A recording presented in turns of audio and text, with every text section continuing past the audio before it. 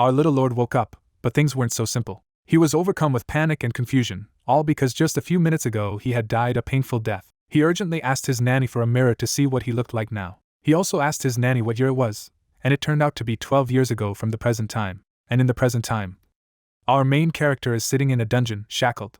He is being brutally tortured by a bastard from Plato's family, who mocks him, calling him a cursed failure. In fact, this is true. Our main character is Ryun Sermon, whose family was once the most powerful on the continent. This family had the blessing of the dragon, and their direct descendants became the most powerful archmages and sword masters from an early age. But our hero was a disgrace to his family because he was born with the curse of a demon. But one day, due to the sudden disappearance of his father and brothers, the family fell into ruin and was trampled by another powerful family, the Platons. Now he is a child again. When he came to, he accurately restored his memories and heard the sound of footsteps. The captain entered the room, deciding to check if everything was in order, thinking that the lord was unwell again. Alejandro identified himself plainly and noted that Ryun still looked unwell. Assuming the boy was too frail, he offered to let him skip training for the day. Ryun rejected that offer at once, startling Colin. Colin could only stare, unable to believe the sudden change in him. Alejandro also studied him closely, sensing that something about the boy was different. Ryun insisted he was fine, already deciding to act unlike the weak child everyone remembered. What mattered to him now was not rest but learning exactly what training awaited him.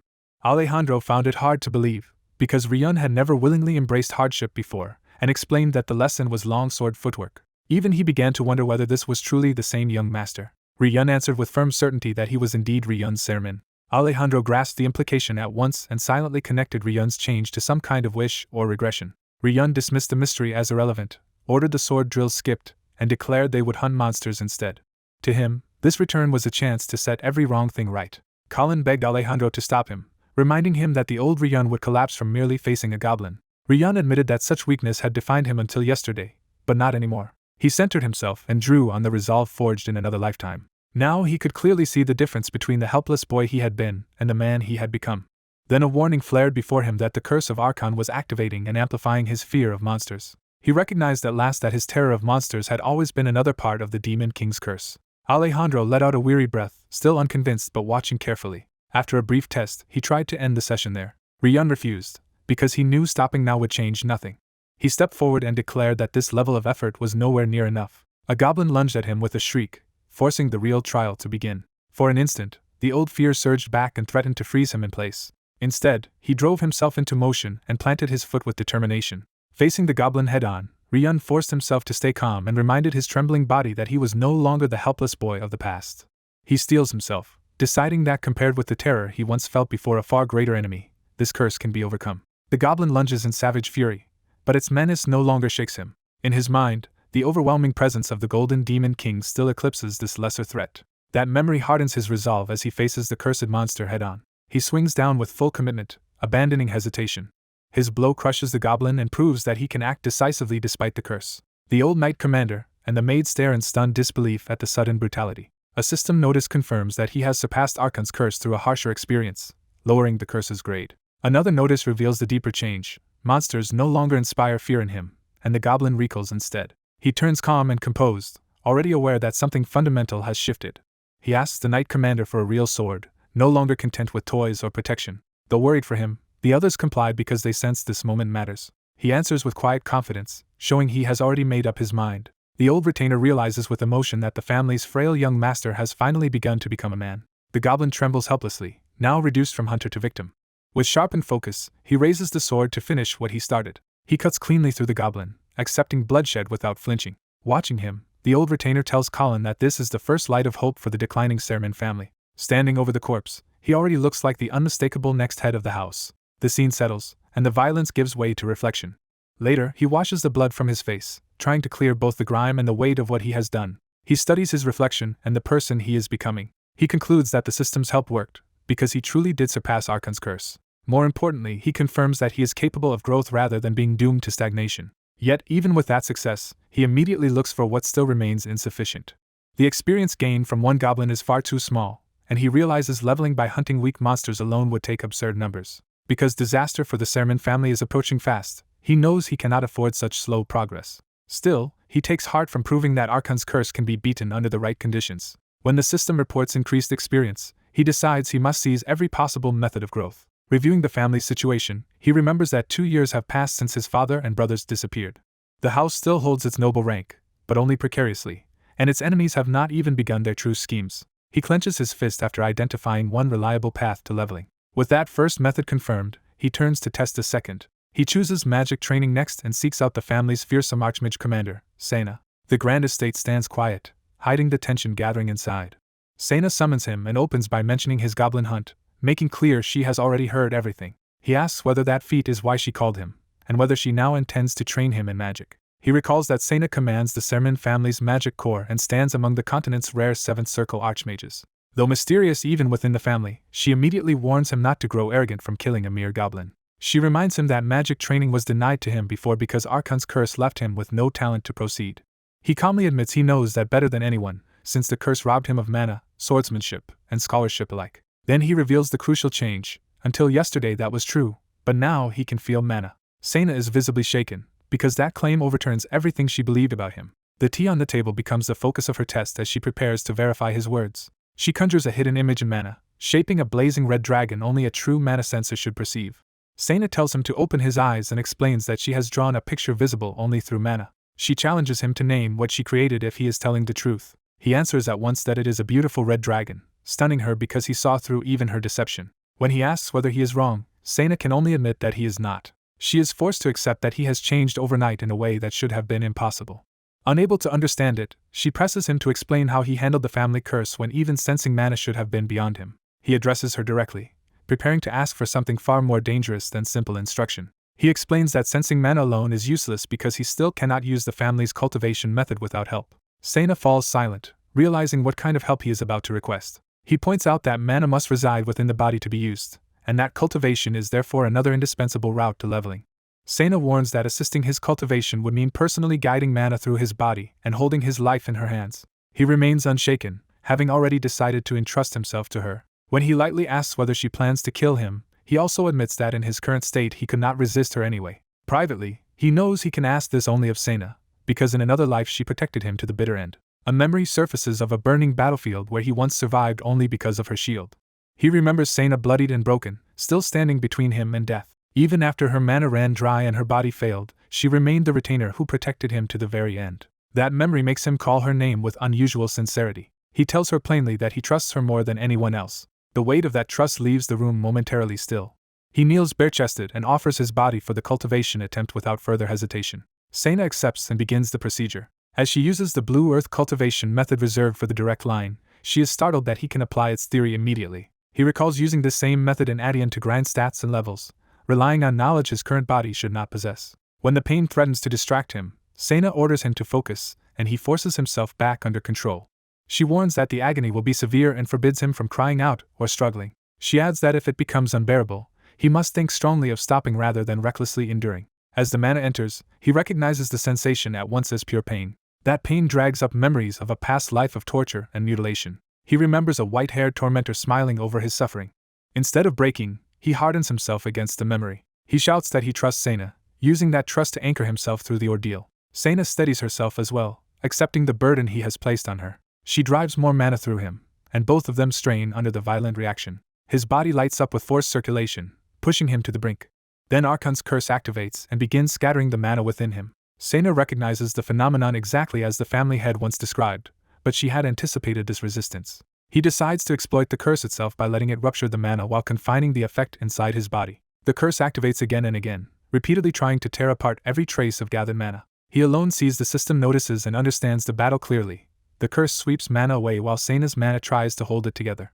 Even Sena's power as a great mage cannot directly overpower this highest grade curse. So he resolves to apply the training logic of Adian and use the curse's own timing against it. By limiting the scattering to within his body, he tricks the curse and keeps the mana from escaping entirely. Sena realizes in shock that the scattered mana is no longer leaving him. A new notice appears as he begins actively resisting Archon's curse rather than merely enduring it.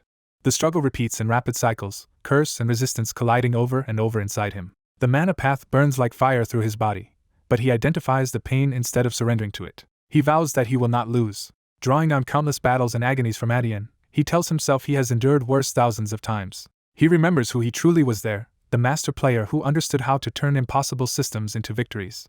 That memory sharpens his focus instead of letting the pain drown him. He relies on the one thing no curse can erase. His understanding of mana surpasses everyone around him. His soul remembers what his current body never learned, and that memory becomes his weapon. He identifies Archon not as an unbeatable god, but as merely another demon king he has never faced before. Compared with the true godlike terror he once knew in Adian, Archon's curse is something he refuses to fear. The curse's pattern finally cracks under that pressure. A surge of blue power erupts through him as the balance shifts in his favor. Sena watches in disbelief as the impossible breakthrough unfolds before her. The violent surge abruptly settles. His exhausted body collapses sideways, and Sena rushes to him in alarm. Barely conscious, he admits the pain is unbearable and his mind is fading, yet he still judges the attempt worthwhile. As he slips toward unconsciousness, another old memory rises and dwarfs even this suffering. He recalls being used as a mutilated test subject by plague-masked captors who discuss cutting him apart for experiments. They decide he is no longer useful and plan to dispose of him before returning to the Patton family. Just as they move to kill him, a blade flashes through the darkness. Alejandro bursts in and cuts down the attackers in a single sweeping assault. The surviving enemy can only gape at the sudden reversal. Half dead, he recognizes the intruder and orders the others to stop him, but too late. The memory shifts to moonlit wilderness as his fading mind follows the aftermath of that rescue. He dimly realizes he is outside and cannot understand how he was carried so far. Alejandro checks whether he is awake while supporting his broken body. Bloodied and exhausted, Alejandro removes his mask and reveals the cost of coming for him. He apologizes for arriving late, speaking with the tenderness of a loyal guardian rather than a mere retainer. Overwhelmed, the young master realizes Alejandro truly came to save him. Alejandro can only address him as young master, already sounding like a man near his limit. Pinned by arrows and dying, Alejandro apologizes for not being able to do more. The memory leaves him screaming in grief and helpless rage. Alejandro's own eyes fill with tears as master and retainer share the pain of that final moment. He wakes in bed crying, the old loss still fresh enough to choke him. He wonders whether the cultivation succeeded, but the dream of that memory wipes away any urge to celebrate. Even so, he tells himself that past tragedy will not repeat now that he finally has a way to change events. He gathers the remaining mana in his hand and decides this method must stay hidden from everyone else. Thinking of the vigilant Patton family, he knows he is still too weak to stop them directly and must move carefully. So he sets his next objective: accelerate the fall of the Sermon family before its enemies can use it against him. Morning light over the estate contrasts with the ruthless plan forming in his mind. When asked about the cultivation, he casually claims the mana tempering failed. Sena turns sharply, caught off guard by that blatant denial. The old knight commander is equally baffled by what he just said. Both of them stare at him, unable to reconcile his words with what they witnessed. He feels guilty toward the two who rushed to his side the moment he recovered, yet he still decides he cannot tell them the truth. It is not because he distrusts them, but because truth alone would neither help them nor be easy for them to believe. So he chooses a simpler lie, saying he only tried because everyone expected so much from him. He insists that he cannot feel even a trace of mana now and invites Sena to verify it herself. Though she senses he is hiding something, Sena accepts the test rather than pressing him further. She casts a mana detection spell to examine him directly. The test begins as their hands meet and her magic flows into him. Golden and green currents swirl around them while the old retainer watches anxiously. As the result becomes clear, Sena can hardly believe what she is sensing. He answers her disbelief with a faint, knowing smile. Sena confirms in astonishment that the mana really has disappeared from detectable view. Because she clearly sensed mana dwelling in him the day before, the contradiction leaves her shaken. Flustered and embarrassed by the impossible result, she abruptly excuses herself and retreats. The old knight commander can only watch her leave in confusion. Trying to comfort him, the old retainer says that even without magic, his success against a monster proves he could still rise through swordsmanship. But inwardly he knows the truth. He cannot repeat that cultivation trick casually, and the backlash was so severe that even eating afterward became difficult. An old retainer is shaken by what he has just witnessed, as if the impossible has happened before his eyes. His stunned silence turns into grim realization that the young master has changed in a way no one can easily explain. Seasons pass over the Sermon estate, while that unsettling change quietly reshapes the household's future. 2 months later, winter settles in and the mansion has grown colder in more ways than one. Colin, the maid most devoted to the young master, stands outside his closed room yet again.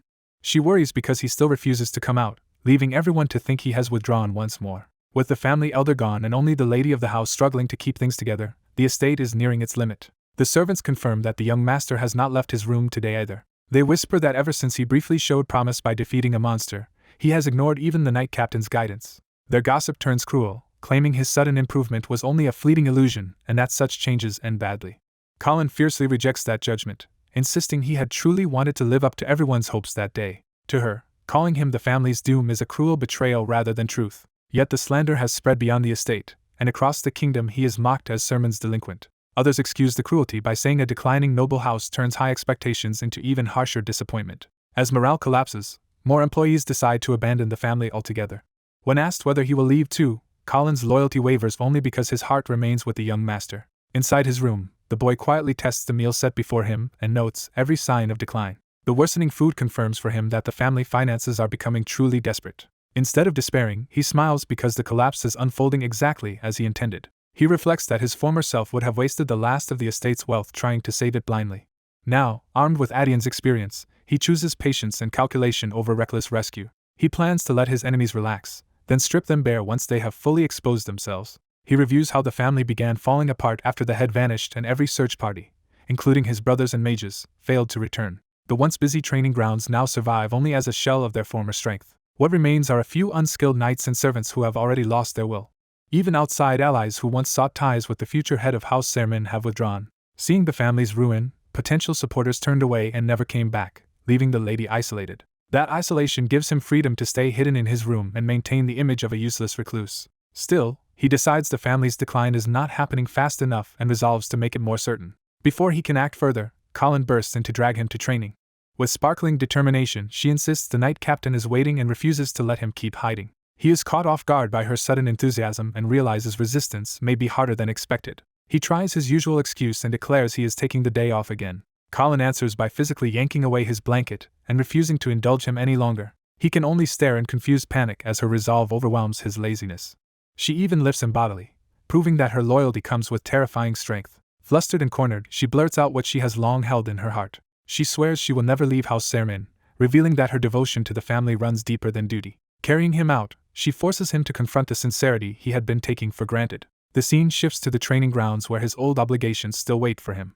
The knight captain immediately scolds his terrible sword grip, showing he has not given up on teaching the boy. He urges the young master to keep trying, insisting that once mana has been felt once, it can be reached again through this sword style. The boy notices that the old captain's stubborn faith in him has never faded. Wanting to reward that loyalty someday, he decides he must keep his real progress hidden for now. He relies on Adian's body control skill, a deceptive technique that masks his true physical condition, though it remains unstable in his weakened body.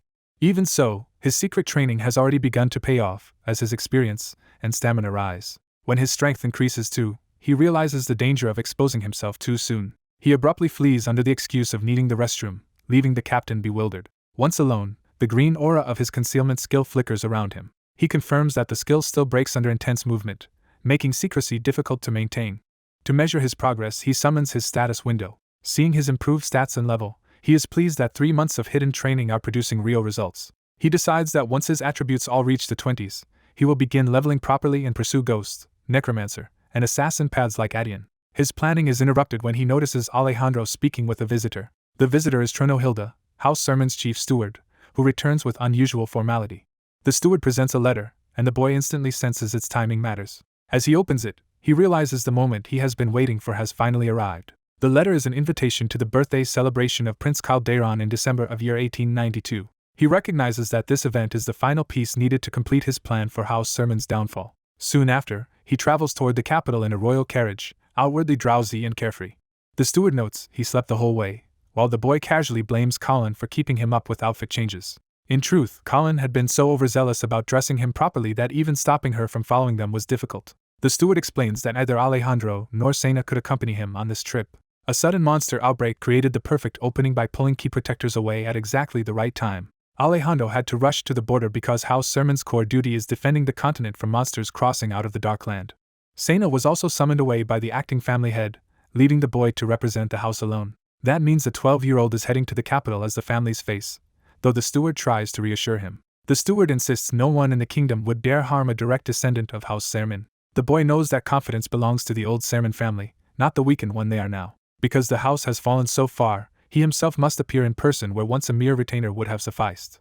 He accepts that humiliation calmly because he engineered much of this situation himself. At last the carriage reaches Darban, capital of the Daeron kingdom. The royal castle rises ahead, grand and bright, as if inviting him into a stage already set. A full ceremonial reception waits at the entrance, emphasizing the kingdom's public courtesy. He steps down from the carriage under many eyes, with the steward and guards at his side.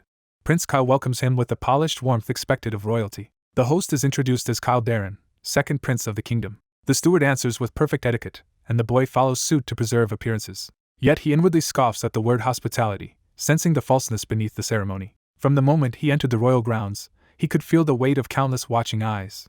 The people's looks carry concern and curiosity about the crumbling Sermon family. Even from hidden corners, the castle seems alive with silent observers. He is satisfied because the rumors he seeded are clearly spreading exactly as intended. Among nobles especially, he senses concealed ridicule and contempt behind their formal masks. That only confirms for him that everything is proceeding according to plan.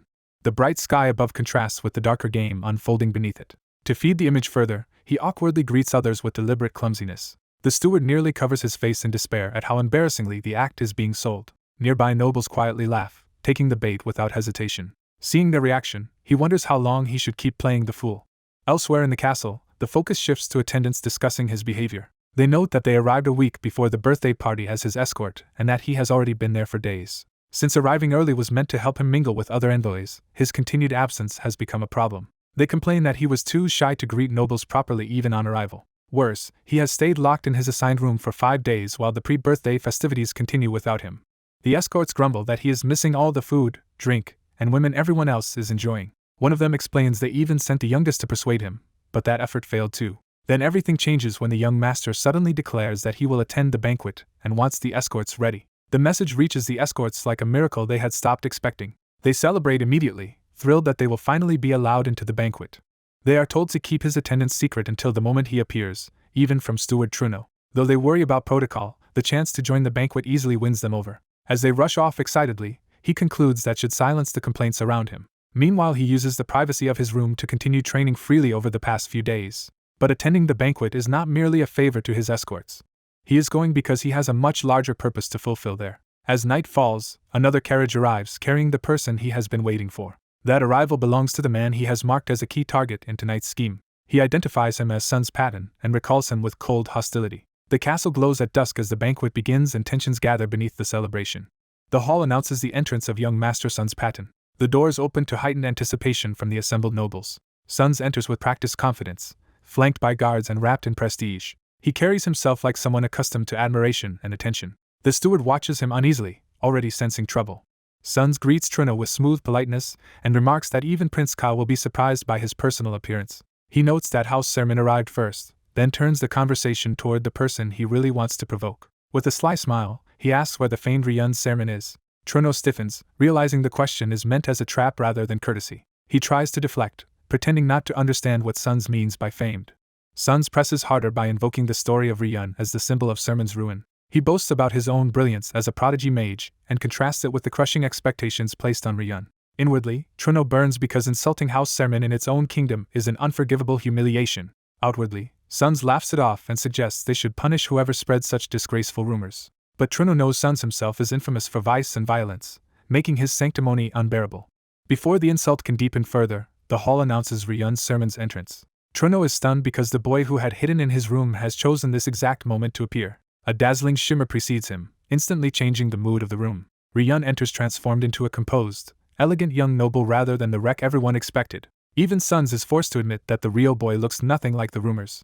The crowd quickly shifts from mockery to admiration, and Ryun notes with satisfaction that the Sermon bloodline still commands attention. Watching the room turn, Sons feels the familiar bitterness of being overshadowed by the name Sermon once again. His resentment sharpens because the attention he wanted for himself has been stolen by Ryun's mere appearance. He steps directly into Ryun's path, trying to reassert dominance through confrontation.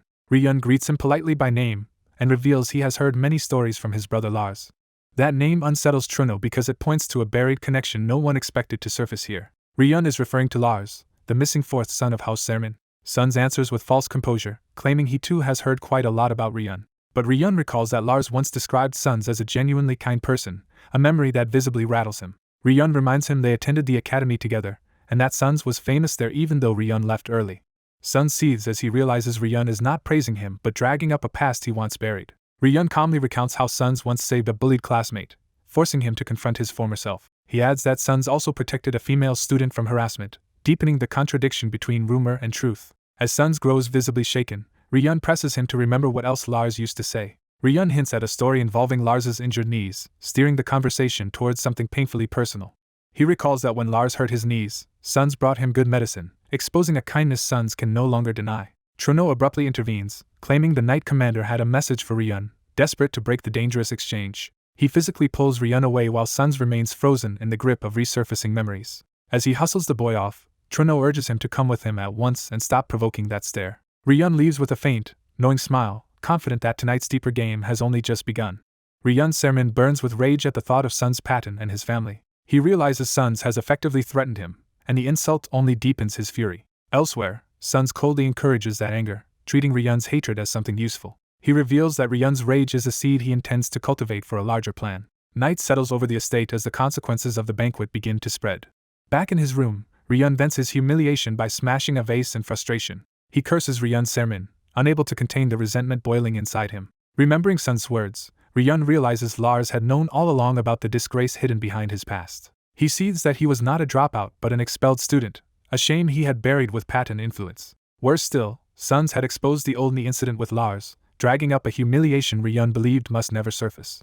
The memory leaves him shaken and breathless, his composure fraying under the pressure. Then Lars arrives with crackling magic beside the injured girl and declares that Suns has crossed an unforgivable line. Ryun tries to excuse himself by pretending ignorance and framing his abuse of the commoner girl as harmless affection. Lars rejects that excuse, orders him to kneel and beg the girl's forgiveness, and makes clear refusal means death. He swears he would abandon even his family name if necessary to kill Ryun for this. Faced with that murderous resolve, Ryun is terrified into submission. He drops to his knees before Lars and the girl, cowed by the threat hanging over him. Yet even while kneeling, panic and calculation churn inside him. He decides he must continue his own scheme and silence Lars's younger brother before the truth spreads further. Comforting himself, he thinks Lars will soon die anyway, so this threat is only temporary. A knock interrupts his thoughts, and he forces himself to receive a late-night visitor. The doors open to admit the person he has been expecting. A cloaked figure enters while Ryun turns to face him in wary anticipation. Ryun notes that the visitor is an unexpectedly important figure for a secret meeting at this hour. The man identifies himself as Truno Hilda, steward of the Sermon family. Under the moonlight, the story shifts from private humiliation to a conspiracy already in motion. A guarded carriage leaves the capital at night, carrying the Sermon heir under heavy escort. Inside, Suns reflects that the party achieved exactly what he wanted, replacing his worthless reputation with that of a clever but unfortunate young head. He is especially satisfied that Ryun took the bait exactly as intended. Truno praises Sun's astonishing conduct at the banquet, and says it made him believe the Sermon line still has hope. Suns questions that praise, pointing out that he created conflict with the Pattons rather than building noble alliances. But Truno admits that Sun's defiance in front of Sun's Patton felt refreshing rather than reckless. Suns receives that answer with a look that suggests he has already judged the old steward. He quietly activates the carriage's soundproofing, sealing them into a private space. Truno is startled as Suns abruptly changes the tone of the conversation. The steward asks why his young master is doing this, sensing danger too late. Suns repeats Truno's hopeful words back at him with contempt, exposing the hollowness behind them. He states plainly that if Truno had truly believed in the family, he would never have chosen betrayal. The accusation lands hard, and Truno's confidence visibly falters. He stammers in confusion, while Suns condemns his betrayal as a grave sin. Outside, the carriage continues through the moonlit road while the judgment inside grows harsher. Suns adds that he can still forgive those sins if they were committed for the Sermon family's sake. That unexpected mercy shocks Truno into silence. All he can manage is disbelief at how much Suns seems to know. Suns says he understands Truno's choice was unavoidable and asks how much truth lies behind it. He offers the steward one chance to explain himself and demands that he listen carefully. Suns insists Truno make his own judgment honestly, just as Suns has been doing all along. Meanwhile, the carriage presses deeper into the dark countryside, toward the trap Suns has prepared. Suns calmly toys with his prey, already several steps ahead of the old man. Truno, cornered, can only ask in awe how Suns devised such a scheme. He struggles to understand how a boy he dismissed could have planned so far ahead. The steward's fear grows as he realizes Suns has orchestrated far more than anyone suspected. Suns answers only with a cold, unreadable stare. That silence breaks Truno's resistance more effectively than any threat. He exhales shakily, caught between dread and relief. Then his restraint snaps, and he admits that even now he wants to cry out in joy. Suns tells him to decide what choice he will make from here. He notes that they have already passed beyond the capital, meaning there is no easy turning back. Truno is unnerved that Suns can still smile while fully aware of what is about to happen. He realizes it is not a smile at all but something far more dangerous. What he sees in Suns is naked killing intent hidden beneath calm control. Right then the carriage jolts to a sudden stop, signaling the ambush has begun. The escort is confused and tries to resume the journey before understanding the danger. One guard senses something wrong an instant too late. The coachman collapses from poison, confirming the attack is already underway. A man-infused projectile flashes toward the escort from the darkness. The guards finally recognize the assault and shout that enemies are upon them. A rain of mana-charged arrows descends, forcing the escort to focus on protecting the carriage. The mages raise barriers first, trying to shield the target at the center of the ambush. The captain roars back at the attackers and demands they show themselves if they dare challenge the Sermon family. The barrier strains under the barrage as the escort braces for a prolonged fight. The captain forbids even allies from approaching the carriage without explicit permission. Then someone notices movement at the carriage itself, and alarm spreads. To the guard's horror, the young master has vanished from inside the protected carriage. The escort is left stunned, unable to understand how he disappeared under their noses. A dark shape cuts through the moonlit forest, carrying the real target away. A hooded rider bursts from the chaos with Suns bound across the saddle. The kidnapper reveals himself to be Truno, breathing hard as he commits fully to treason. He flees at speed with Suns while the escort remains trapped in the false battle. Though bound and inverted, Suns quietly activates multiple status resistance abilities through his system. He gauges the elapsed time and notes that the attackers used more debilitating magic than necessary. As expected, the Sermon guards are now in total confusion, unable to respond coherently. Suns recalls that in his previous life this kidnapping drove the family to ruin by forcing them to exhaust themselves searching for him. This time, however, he intends to use the same incident as leverage and accelerate events toward his own goals. Truno begins to grasp that Suns may be engineering a false collapse rather than suffering one. Suns explains that if he openly tried to restore the family now, threatened nobles would immediately move to suppress him. With the sermons already weak, a united response from rival houses would crush them outright. So he deliberately let the rumor of his incompetence spread to convince everyone the last direct descendant was harmless. Even so, he knew the Pattons would never tolerate even a dormant seed of the Sermon line. Since they would come after him regardless, he decided to turn that pressure into an advantage. He concludes that Sun's Patton has already taken the bait, making this return from the capital the perfect moment to act. And with an insider like Truno involved, the trap becomes even more effective. Sun's faint smile shows he has already chosen how to use the betrayal. He forces Truno to choose whether tonight will mark the Sermon family's final collapse or the opening signal of its revival. At the same time, Sun's magic and technique continue resisting the status ailments meant to keep him helpless. Satisfied, he notes that everything so far is proceeding according to plan. Then he suddenly apologizes, catching Truno off guard. Truno, carrying him through the forest, hears Suns repeat the apology in a tone he cannot read. Suns tells him to follow the plan if he wants any chance of forgiveness. He adds that obedience is the only path left for the traitor to be spared. As the resistances stack, Sun's magic rises, all his stats reach a new threshold, and a new sense awakens. He recognizes this breakthrough as the first growth condition finally being fulfilled. The kidnappers arrive at a hidden ruin deep in the forest, far from the road. A waiting group receives them, and Truno is told he has done well enduring this far. Ryun steps forward, surprised that Sun's Patton himself came out to claim the prize.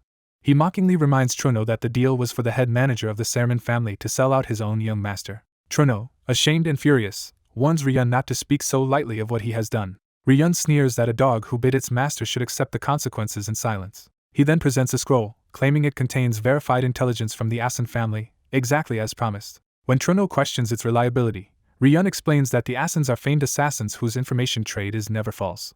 He emphasizes that their reputation depends on selling only truth. According to Ryun, the scroll contains eyewitness accounts concerning the Sermon family's missing direct descendants. Suns realizes this information is the true reason Truno betrayed the family. The steward sold out the seemingly useless heir in hopes of finding the older brothers who could truly lead the Sermons. Suns further deduces that Truno could never have afforded such intelligence on his own, meaning the Pattons preemptively bought it and used it as bait. Ryun dismisses Truno once the exchange is complete, treating him as nothing more than a disposable traitor. Truno can only beg that Ryun honor the promise he made. Ryun answers with false courtesy, promising to return the precious young master safely to the Sermon family. As Truno departs, Ryun's smile makes clear that promise is a lie. One of Ryun's men asks whether they should kill Truno too, but Ryun refuses for now. He explains that Truno must return so the Sermons identify him as the culprit and the larger plan can proceed. Ryun declares he personally stayed for this moment because he intends to handle Suns himself. The air in the ruin shifts as the confrontation narrows to captor and captive. A sudden flash marks the start of Suns' counterattack. Ryun senses danger but cannot yet understand where it comes from. He grabs Suns by the hair and taunts him, asking whether the boy finally understands his hopeless situation. Suns opens one eye, no longer looking like a helpless victim. Ryun laughs at the sight of the direct Sermon descendant reduced to chains and weakness. Suns calmly asks what Ryun thinks he is doing, forcing him to state his crime aloud. Ryun boasts that he has kidnapped the Sermon bloodline and mocks Suns for trying to threaten him. He compares Suns' current defiance to the humiliation he suffered earlier in the banquet hall. Suns answers with a small smile that only irritates him more. Ryun says Lars must have told Suns a few things, then prepares to reveal the rest himself. He viciously claims that Suns' father and brothers are already dead, trying to shatter his will. Ryun follows by beating him and boasting that the Pattons can do whatever they want. Even bloodied, Suns keeps smiling through the blows. He reminds Ryun that a boy protected inside a carriage could only have been taken because someone inside sold him out. Then he says it plainly. Truno betrayed him for a single piece of information about the missing brothers. Ryun spreads his arms and declares that no one can save Suns now. He gloats that the kidnapping will ignite a war between the Patton and Semin families and serve as its foundation. Suns dismisses the speech as the rambling of a fool who talks too much. Green mana begins to surge around him as he starts moving despite the restraints. Ryun is stunned when Suns announces the activation of a magic circle. Freed by his awakened power, Suns rises in chains with a confident smile and a flood of green energy. A complex magic formation blooms beneath him, turning the prison itself into his spell ground. Ryun throws up a hand in alarm as the power swells beyond what he expected. The green magic engulfs the chamber, and Ryun is forced onto the defensive. Suns reveals that he has been waiting for this exact day ever since returning to Dree. Ryun can only stare in disbelief as he realizes the captive was the one leading the game all along. With the magic circle fully active beneath his feet, Suns stands ready to turn the kidnapping into the first move of his true plan. Under a moonlit night, a hidden tower becomes the stage for a carefully prepared abduction. Inside, Ryun Sermon steps into a glowing trap around the chained Suns Patton, expecting his magic to take hold. When nothing happens, Suns is thrown off balance and realizes his setup has failed. Ryun closes in and mocks him for stalling only to buy a few seconds. He cuts off Suns' taunts and reminds him that talking too much was always his weakness. Ryun's cold confidence makes Suns realize the captive he thought helpless is still in control. Bleeding but smiling, Ryun declares that Suns has already lost the exchange. Suns tries to react, but a new circle forms around his throat before he can recover. The spell clamps down on his neck and seals his voice. Suns panics as he feels his throat close and discovers he can no longer speak. Ryun reveals he used a silence magic circle, sealing Suns' higher tier magic by taking away his chance. He presses the point that a mage who cannot chant is nearly crippled. Even so, Suns quickly forms a purple circle by hand, refusing to be cornered. He launches a low-tier fire spell without chanting, proving he still has options. Ryun notes that enchanted magic is limited and non-lethal for Suns right now, and reminds him this kidnapping was ordered by the Patton family head. Suns gathers a blazing orb anyway, gambling on what power he can still use.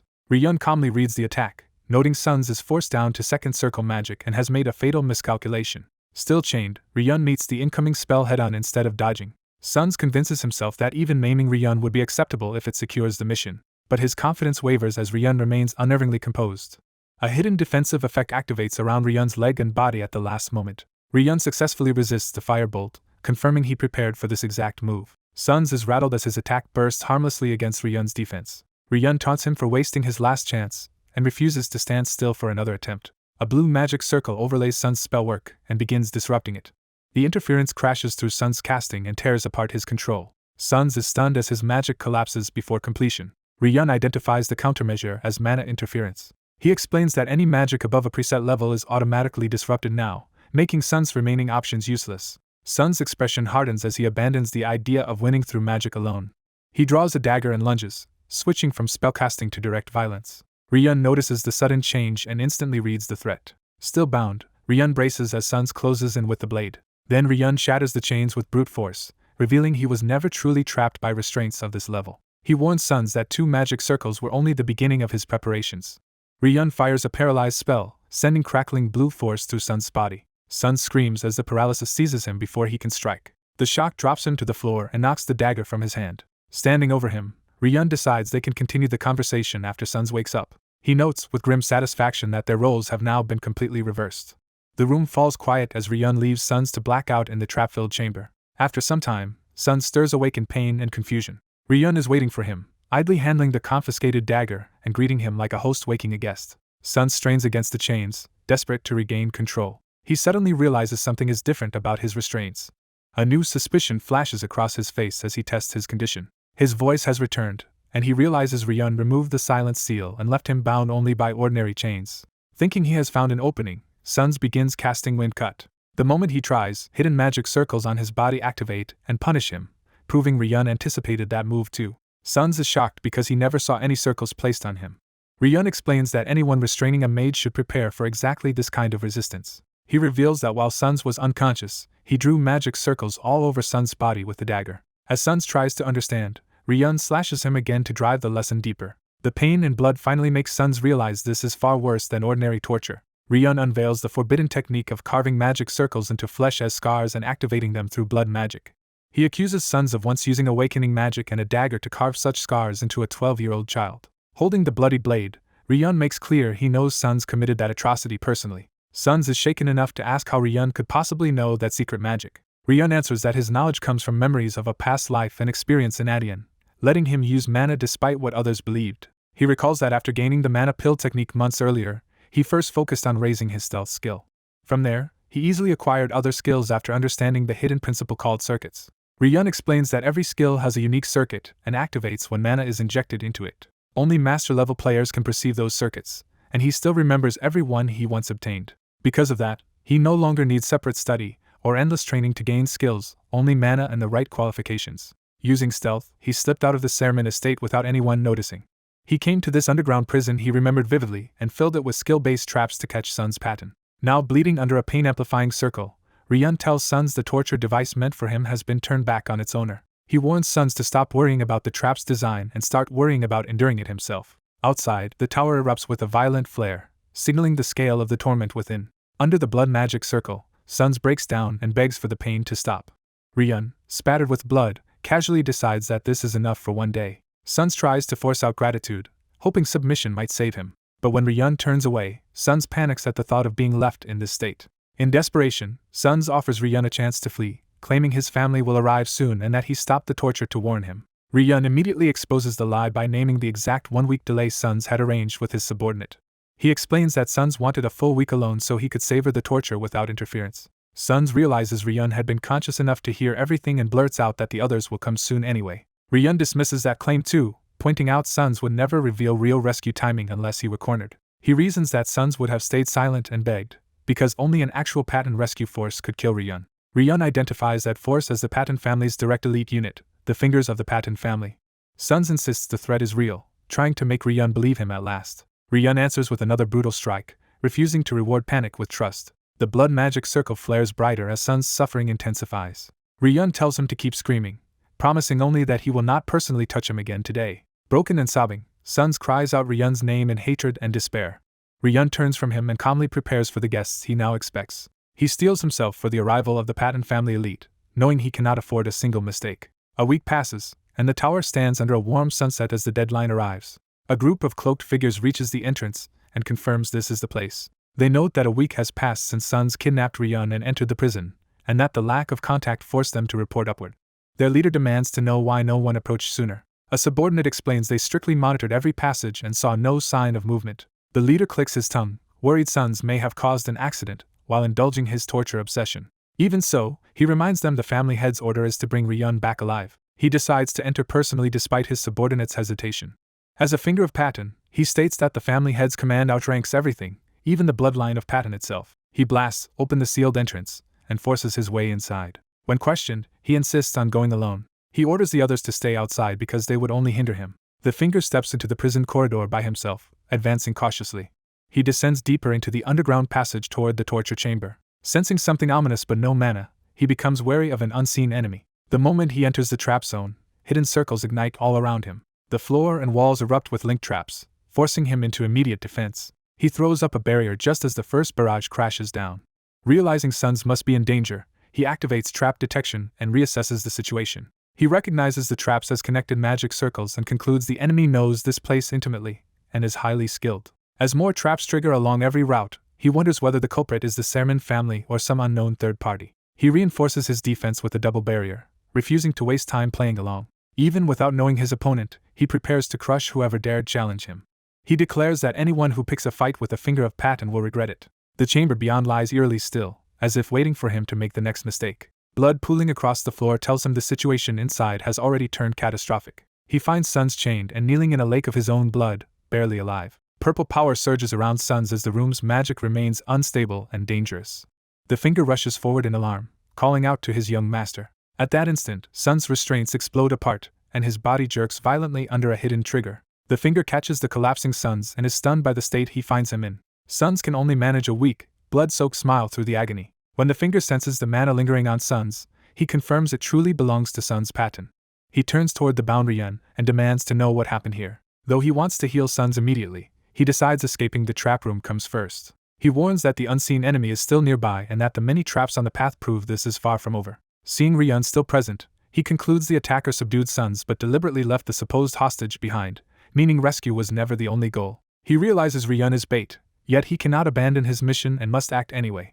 Suns, barely conscious, identifies Ryun as the one responsible. With hatred and humiliation, he names Ryun Sermon as the bastard who did this to him. The finger silently accepts the accusation and shifts from rescue to execution-minded caution. He begins casting a 7-circle binding spell to immobilize Ryun completely and strip away his will. Ryun suddenly appears inverted above him and mocks that excessive caution.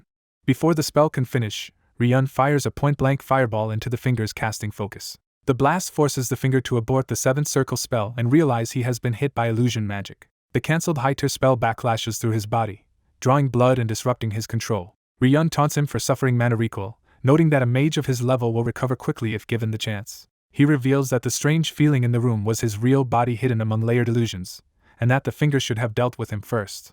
Enraged, the finger condemns Ryun's trickery and gathers power to break it. He boasts that using illusions against a master of illusion magic is an insult. With a dispelling spell, he tears through the false images crowding the chamber. The illusions collapse, exposing a ring of decoys around him and clearing the battlefield. Ryun uses the opening to rush in through the fading deception. He drops low with the dagger ready, aiming for a decisive close-range strike. For a brief instant, both lock eyes and recognize the other as a serious threat. Ryun flips over the finger's counter and attacks from above with acrobatic precision. The finger snarls at the audacity of being pressed this hard by Ryun. He retaliates with brutal speed and slams Ryun away, blood bursting from the impact. Ryun crashes across the room, and the finger dismisses the dagger strike as too shallow to matter. Preparing a lethal fire spell, the finger coldly remarks that even disfiguring Ryun would likely be forgiven by the family head. Seeing Ryun on the ground, he concludes that the illusion ambush was Ryun's last real chance. Then a new thought interrupts him as he senses something off and wonders if he has underestimated the situation again. His attention snaps to the fallen dagger, suddenly realizing it may be the true final move Ryun left behind. A masked assassin senses danger too late as a bloodied young man closes in with killing intent. The attacker drives a blade through the assassin's neck before he can react. Even while coughing blood, the assassin realizes the one striking him is the very young master he was guarding. The wounded youth coldly rebukes the man's arrogance and seizes control of the encounter. He reveals that Sun's soul is trapped unconscious inside his current body and that he exploited the family order preventing the guard from killing him. He further explains that the blood magic circle on this body hid a second spell beyond pain amplification. That hidden spell was soul transfer, his true trump card for taking over another body. As the dying assassin tries one last attack with the dark artifact, the youth endures it through coughing pain. The artifact detonates in a violent blast that tears through the chamber. The explosion shatters the assassin's mask and armor instead of stopping the youth. The broken mask clatters away, confirming the assassin's defeat. Still standing amid fire and smoke, the youth faces the collapsing enemy without flinching. The glowing circuit across his chest remains active, showing his plan is still in motion despite the damage. He quickly understands the situation and decides to press forward. Though trembling from agony, he crouches beside the fallen archmage to use the corpse for his next move. He grabs a bottle of liquid, preparing to cope with the torture etched into the body. After pouring it over himself, he gains a new pain-resistant skill and immediately strengthens it. He accepts the pain as necessary because he still needs a wound inflicted by ache to remain visible on Sun's body. Shaking and drenched, he forces himself to endure until the condition is satisfied. Once it works, he exults that he has personally hunted down one of Peyton's fingers, a 7-circle archmage. System notices confirm the quest is complete, and his level rises sharply. He is puzzled by the quest reward, understanding the level gain but wondering why it came through a quest structure. The system identifies him as Ryun Sermon at level 15. He notes that jumping from level 2 to 15 makes sense after defeating Ache, yet suspects the quest changed more than simple experience. He decides not to dwell on it because something more urgent must be done first. He begins a new ritual, summoning a large advancement circle in the ruined chamber. Smoke drifts over Ache's corpse as he prepares to use the dead archmage as material. Blood trails across the floor, emphasizing how much rests on what he does next. He reflects that the success of this ritual will drastically shorten his future plans. Because job circuits are engraved into the soul rather than the body, he can still manipulate them after the soul transfer. That means even in Sun's body he can use his own mana as Ryun Sermon. He and his original body channel mana together into the prepared circuit to force an advancement. As mana drains away, his level drops by 5, but the system confirms he has met an additional requirement. The reward is a hidden assassin advancement called Shadow. The system explains Shadow is a hidden assassin job unlocked by reaching high agility and mana before the normal advancement threshold.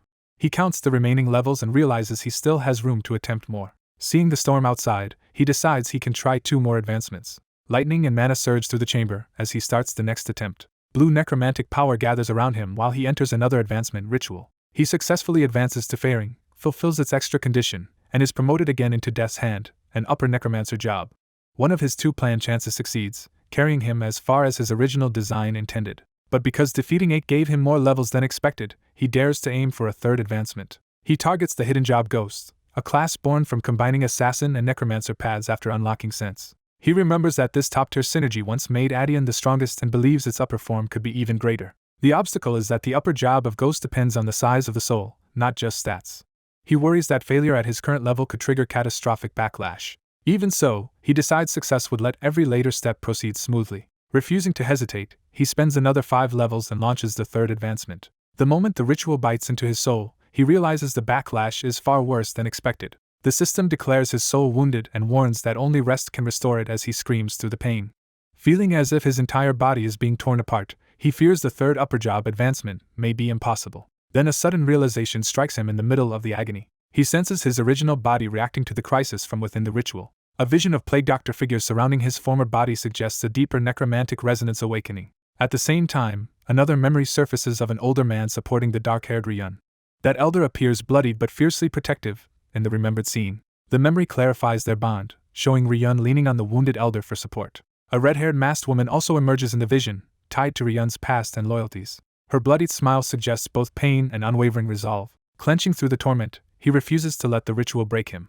He swears that even if he must offer his soul, he will obtain the upper job of Ghost. That vow triggers a massive eruption of mixed blue and violet power. The chamber fills with spiraling spectral force as the ritual surges beyond its limits. A new card begins to form inside the storm of power. The system judges that his soul is large enough and announces that a hidden job is opening. Instead of the expected result, he advances to Phantom, the upper job of Ghost. The system presents Phantom as a previously unknown upper hidden class. He is stunned because Phantom is not a title he recognizes. Realizing even Adian never possessed this job, he understands he has reached unexplored territory. Comparing Ghost and Phantom, he guesses the new class should retain much of Ghost's nature while surpassing it. Satisfied that he has gained everything he wanted and more, he regains his composure. With his class path secured, he turns back to the original plan involving Ake's corpse. He recalls that Ghost's passive ability strengthens necromancy, making the next step possible. Killing the Seven Circle Archmage was always meant to provide the perfect material for this plan. He can only hope the valuable corpse survives the process intact. If it works, many future steps will be shortened at once, and the system offers a new skill prompt. He activates Lich Creation, gambling that a 7-circle mage can compensate for his insufficient necromancer level. The attempt fails, but the system immediately shifts into a special undead creation mode instead. He is startled by the unexpected substitution. Dark violet matter erupts from the corpse and begins taking shape on its own. He watches calmly as the special creation continues without his direct control. The forming undead condenses into a sleek armored female figure wrapped in shadowy power. The completed being towers before him like a sinister queen born from Ake's remains. The system confirms the special undead creation succeeded and asks him to name it. A pillar of violet light blasts upward from the underground chamber and into the night sky. The explosion above alerts nearby Payton operatives guarding the site. One of them panics, demanding to know what caused the sudden blast. As the ruins collapse, the guards realize Sons is nowhere to be seen. Bare feet step through the wreckage, signaling Sons' apparent return. The white-haired youth emerges from the smoke carrying himself like the missing young master. When the guards address him as young master, he accepts the role without hesitation. He immediately claims that Archie was responsible for the disaster, steering suspicion away from himself. He furiously adds that one of Payton's own fingers betrayed him and points to his battered condition as proof. He says he managed to bind Archie with an artifact but that it will not hold long, so he is taking Ryun Sermin and leaving. Mounting a horse, he orders the remaining men to buy time until he can return to the family. He promises reinforcements and rich rewards if they can stall Archie until then. The guards rush toward the ruins to obey while he makes his escape. From behind, one of them can only watch him ride away into the forest. That departure becomes the last confirmed sighting of the Payton young master. Later, a report of the incident is delivered to Lord Phyllis of the Payton family. Phyllis, a 7-circle Payton mage, reads the message with growing tension. He notes that no trace of Archie was found inside the destroyed facility. The implication makes him crush the report in his hand. If the report is accurate, he realizes the situation is far more dangerous than it first appeared. He asks whether only the two messengers know what truly happened that night. When they nervously confirm it, they fail to understand his intent until it is too late. His armored subordinate kills one of the witnesses on the spot to contain the secret. The second witness is cut down just as mercilessly while Phyllis watches coldly. Phyllis decides that Sun's disappearance matters less than preventing news that a Payton finger helped kidnap the Sermin family head. He concludes that if such involvement becomes public, the Payton family will face severe consequences. Before he can settle the matter, a voice from outside orders him to stop. A white-haired elder from the Sermin side arrives and warns that any further step will have consequences. One of Phyllis's men attacks first, but is instantly repelled. The elder advances alone with overwhelming confidence, ignoring the threat. His expression makes clear that he has come ready to kill if necessary. Under the moonlight, he asks what Phyllis intends to do if he truly comes closer. The elder openly declares that he would slaughter them all if forced. He condemns Peyton for entering another family's encampment unannounced and demands that Ryun be handed over immediately. Pointing to the burned border facility, he says this is not mere suspicion but certainty that Peyton is involved. He argues that the fire, the hidden underground structure, and Peyton's sudden camp nearby all look like an attempt to cover up the crime. Phyllis counters that Peyton also lost sons and claims they do not know where the Sermon family head is either. The elder rejects the excuse and demands cooperation in the search, only to be told to be silent. Phyllis's irritation shows that the Sermon accusation has struck a nerve. The elder refuses to let Peyton tamper with the scene before his own investigation is complete. Blue power gathers around him as he prepares to enforce that demand by force. Phyllis answers by raising his own red mana, and the two sides edge toward open conflict. Watching from above, a robed observer worries that Peyton's sudden appearance could ignite a disastrous clash. Before he can say more, the red-haired masked woman silences him and takes control of the search. She brands him a traitor, revealing he has already been judged. She spares him only because of the young master's prior message, warning that otherwise he would already be ash. She orders him to speak only if it helps find the missing young master. The shaken man explains that the young master said he would leave behind a trace. He doubts it can be found easily in a place like this, especially if Peyton searched first. But he remembers the young master said only the Sermon family's blue earth cultivation method could detect it. Because the young master once succeeded in that method, its resonance should still linger faintly. Using that principle, the masked woman releases a green searching orb into the forest. The resonance finally answers, and she realizes she has found the hidden trace. The signal leads them to a tree glowing with concealed green energy. The traitor is baffled by what the trace has revealed. Green magic lifts something into view while the masked woman and the traitor stare upward. They discover Sun's pattern suspended from the tree in chains, left behind as a deliberate message. The masked woman confirms the captive is merely Sun's pattern, not Ryun. Runes carved into the hanging cloth show that the scene was intentionally marked for them to find. A sealed letter weighted with a stone drops from the trace as the true message. The masked woman is startled, realizing the young master prepared this in advance.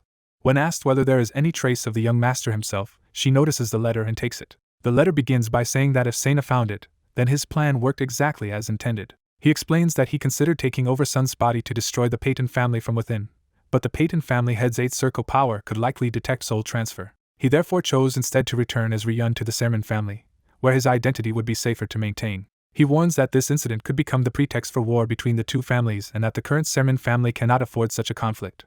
Unable to choose a clean escape, the boy resolves to use a third option before he vanishes. He prepares a sealed explanation meant to satisfy Sena when she eventually comes looking for him. As the steward wonders what the letter contains, Sena receives it in the aftermath of the crisis. The message tells her to return to the Sermon family with the steward. Once its purpose is served, the letter burns away so no trace remains. With dawn approaching, the boy leaves convinced that much work still lies ahead. A bird carries the moment into a new morning as the turmoil settles. Life resumes in the city while his next move quietly begins. Ryan runs through the streets under the rising sun, already moving toward his new path. A townsman stops him long enough to say the guild leader wants him immediately. Elsewhere, Sena confirms to the steward that the boy anticipated she would find his message. Ryan answers the summons with a confident smile and heads for the guild. His sharp green gaze hints that the powerless boy he once seemed to be is gone. He is now known as the Dragon of Dree, a name earned through the recent upheaval. 3 months later, the story shifts to Paignton, capital of the Payne's Troy Kingdom. In the city, people gossip that the Patton and Sermon families nearly went to war before outside powers forced the settlement. The rumor spreading through town says a Patton traitor kidnapped the last remaining Sermon heir. People add that the Sermons ultimately accepted Patton compensation instead of pressing the conflict further. Because neither the culprit nor the kidnapped son was found, many question why the ruined Sermons settled at all. The public now speaks of the once great Sermons as a fallen house whose glory disappeared with its missing gold dragon. Ryan passes through the city while the Assassin Guild's sign waits in a narrow street. He arrives at the Paignton branch of the Assassin Guild Martin. Inside, the branch manager dismisses the Sermons as people who valued compensation more than recovering their bloodline. She gives the matter only a moment of thought. Then she decides the whole affair is boring, revealing herself as Sapphire, the Paignton branch manager and a second-grade assassin. When her subordinate brings up the execution of Sermon's general manager Truno, the conversation turns serious again. The report says Truno was exposed as an accomplice of the Patton traitor. Alejandro personally executed him on the spot once that betrayal was confirmed. Even Sapphire is unsettled that a sword master of Alejandro's stature handled the beheading himself. Their talk is interrupted by someone entering. Ryan walks in and is welcomed as an expected guest. He greets Duns like an uncle and asks if the branch manager is here to see him. He is led deeper inside to a private room. Sapphire tells him the day he has been waiting for has finally arrived. She presents a sealed letter and asks whether he understands what it means. The letter formally recommends Ryan to become an official member of Martin. He accepts the news with quiet satisfaction. Sapphire reminds him that one final test still remains before the recommendation becomes reality. She warns that this will be his first true combat, though he questions whether such a test still matters for him. She counters that even in the fourth largest assassin guild on the continent, reaching the final test in only 2 months is extraordinary. Ryan listens without losing his focus. Sapphire praises him as a once-in-a-century prodigy and the youngest formal member candidate in 100 years. He answers with polite humility, noting he is still far below a second-grade assassin like her. Amused, she says at least he now shows more expression than when they first met. She pauses as if recalling that first encounter. Rainy memories return as she reflects on how only 2 months have passed since then. In that memory, a door opens on the night that changed everything. A hooded boy quietly entered the hidden assassin guild and approached with unusual composure. He stunned Sapphire by placing an enormous sum of money on the table. Then he made an even stranger request by asking the guild to assassinate him. Sapphire had been left genuinely shaken by the absurdity of it. Ryan now reminds her that she once claimed the guild accepted any request as long as the payment was enough. He also points out that after checking his fee, she treated him as an honored guest rather than a nuisance. Sapphire admits she was not swayed by money alone but by the sense that he was unlike any client she would ever meet again. She recalls how a beggar-looking child arrived with a fortune and a request no sane person would make. That request was for his own assassination, which made him impossible to ignore. Ryan had accepted her interest without denying the strangeness of it. After hearing him out, Sapphire decided to review his recommendation privately. Ryan agreed and asked only to be called back when the final test was prepared. He left as abruptly as he had come.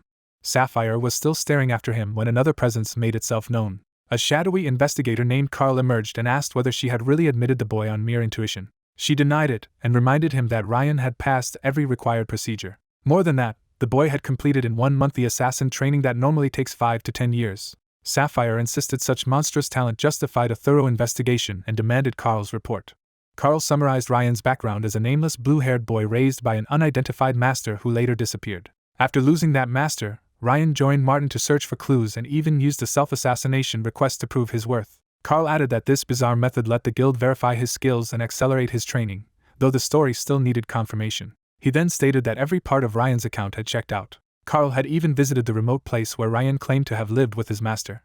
There he found clear signs that someone had occupied the house until recently. Even so, Sapphire pressed past the facts to the question that truly bothered her. She asked Carl how likely it was that Ryan might actually be Ryun Sermin, the missing heir. Carl considered the possibility without emotion. He acknowledged the coincidence between the missing young master and the mysterious boy who appeared at the same age and time. Sapphire admitted the overlap kept nagging at her despite herself. Carl answered that the chance of them being the same person was vanishingly small. His reason was simple. Ryun Sermin had long been documented as utterly lacking mana, swordsmanship, and stamina. To Carl, Ryun was the symbol of Sermin's collapse and could never resemble a talent like Ryan. When he offered to keep tracking the matter, Sapphire told him to drop it. She refused to waste an investigator of his caliber on a suspicion with so little value. Instead, she ordered him to identify the missing master, reasoning that anyone who raised Ryan must be extraordinary. Alone again, Ryan privately notes that Sapphire's intuition is annoyingly sharp. Still, he values his necromancer abilities because spirits let him gather information anywhere they linger. Through their eyes and ears, he can spy on others while they remain unaware. Checking his status, he confirms that his active job is Hand of Death while Shadow and Phantom remain inactive. He is pleased to see that the levels spent during his job change have been restored. He reflects that investing mana into body domination was the right choice. That skill now lets him alter his appearance, evade mana detection, and even fool the shape detection of a second-grade assassin. Remembering the day of his transformation, he recalls the strange being born from his power. When asked to name the new entity, he treated the moment like the creation of a companion. He chose the name Kornak. The newborn phantom accepted the name and stabilized into form. As Kornak examined another person, it could read raw attributes and skills like a player interface. Ryan realized at once that Kornak was not a normal undead but a growing one. He understood this as an unexpected extension of the phantom ability. Since the skill description had never mentioned such a feature, he decided to inspect the underlying circuit more closely. That inspection revealed a hidden structure responding directly to him. His eyes sharpened as he recognized something familiar within it. A hidden quest titled Avenger appeared before him with its details still concealed. He is startled that a quest system exists here at all and suspects it is a hidden condition attached to the circuit. Piecing it together, he concludes that defeating Archie caused Hand of Death, Phantom, and the skill circuit to fuse into Kornak. For now Kornak only drains mana and steals experience, but Ryan believes it will become truly useful later. To him, real growth means preparing for what that future usefulness will bring. Under the moon, he waits at the site of his final exam. He reminds himself that growth is about the future, not comfort in the present. Duns arrives and asks why he is brooding so seriously at the exam site. Ryan answers that he intends not only to pass but eventually to rise all the way to branch manager. Duns laughs at the ambition, then turns to the practical matter at hand. He reveals that 3 candidates will take the exam tonight, but only 1 can pass. This is the final test to become a formal Martin member and a 5th grade assassin. The first candidate introduced is Paula, the second is Rin, the third is Ryan, and Duns makes clear that only the one who kills the target will succeed. With the rules set, the final test officially begins. Duns repeats the start of the exam with full gravity. Before releasing them, he orders the candidates to report the information they gathered on the target. Rin begins by identifying the target as Alok, a 47-year-old merchant with a respectable business. She adds that he always travels with 3 bodyguards, 2 bronze-grade warriors and 1 silver-grade mage. Paula contributes that Alok recently took a young concubine.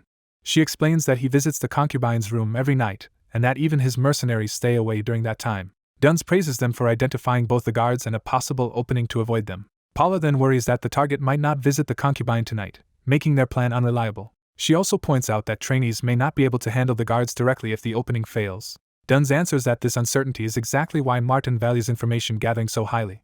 He then turns to Ryan and asks for the information he obtained. Ryan calmly refuses to share, asking whether he is truly required to help his rivals. His answer shocks both the other candidates, and even Duns for a moment. Ryan argues that since only 1 person can pass, there is no reason to cooperate or reveal an advantage. The others protest that they already shared what they learned and should still count as comrades.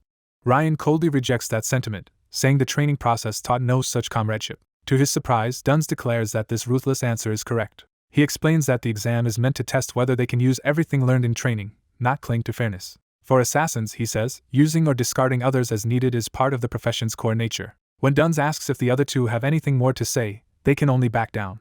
Satisfied, he unleashes the start signal and orders them to freely assassinate the target. As the 3 candidates scatter into the night, Duns privately judges Ryan to be especially promising. Soon after, he is confronted with a new order centered on that very boy. Sapphire presents a commission to mobilize 10 4th grade and 3 3rd grade assassins to kill Ryan within 3 days in Fainton. The reward for success is that Ryan will be registered as a special grade trainee at the Fainton branch.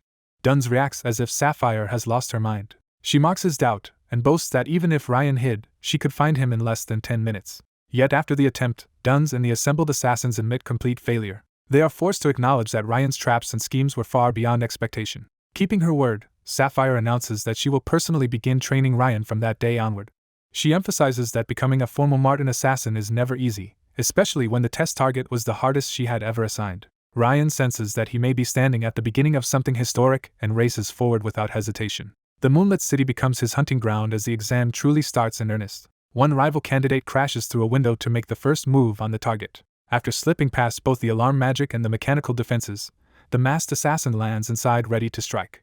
After slipping into the mansion past the first guards, the masked infiltrator is irritated to find even more mercenaries suddenly on her trail. When the alarm goes up, she hides and watches the household react to the supposed intruder. The guards are deliberately sent in the wrong direction, giving her the opening she wanted. She curses Pala's blunder but decides it ultimately helped her plan. In fact, if she had not been exposed, she would have revealed herself anyway to steer events. Recalling that Alok always fled to the same refuge after repeated assassination attempts, she follows the pattern. That refuge proves to be his main wife's bedroom, exactly where she expected the night to end. Inside, the wife is already at her limit and can no longer bear her husband's behavior. She explodes at Alok for not only taking a concubine but somehow dragging assassins into their home as well. Alok tries to calm her by insisting the attack is not his fault and boasting that this room is perfectly protected. From hiding, the assassin notes that the defenses are stronger than before and that the number of mercenaries has increased too. She senses 5 ordinary soldiers nearby and realizes Alok's usual escorts have also rushed to Pala's side. Seeing the situation align, she considers forcing a direct breakthrough if necessary. Alok panics when his wife suddenly takes up a knife and begs her to put it down. The assassin is caught off guard as the wife moves faster than expected toward violence. Trembling with grief, the wife says she tried to endure everything by clinging to memories of his former affection. But she cannot endure anymore and accuses him of once again taking money from her family. She exposes that he used her family's support not for business but to buy gifts for his new concubine. Driven past reason, she finally stabs Alok herself. The hidden assassin freezes in shock as the target dies before she can act.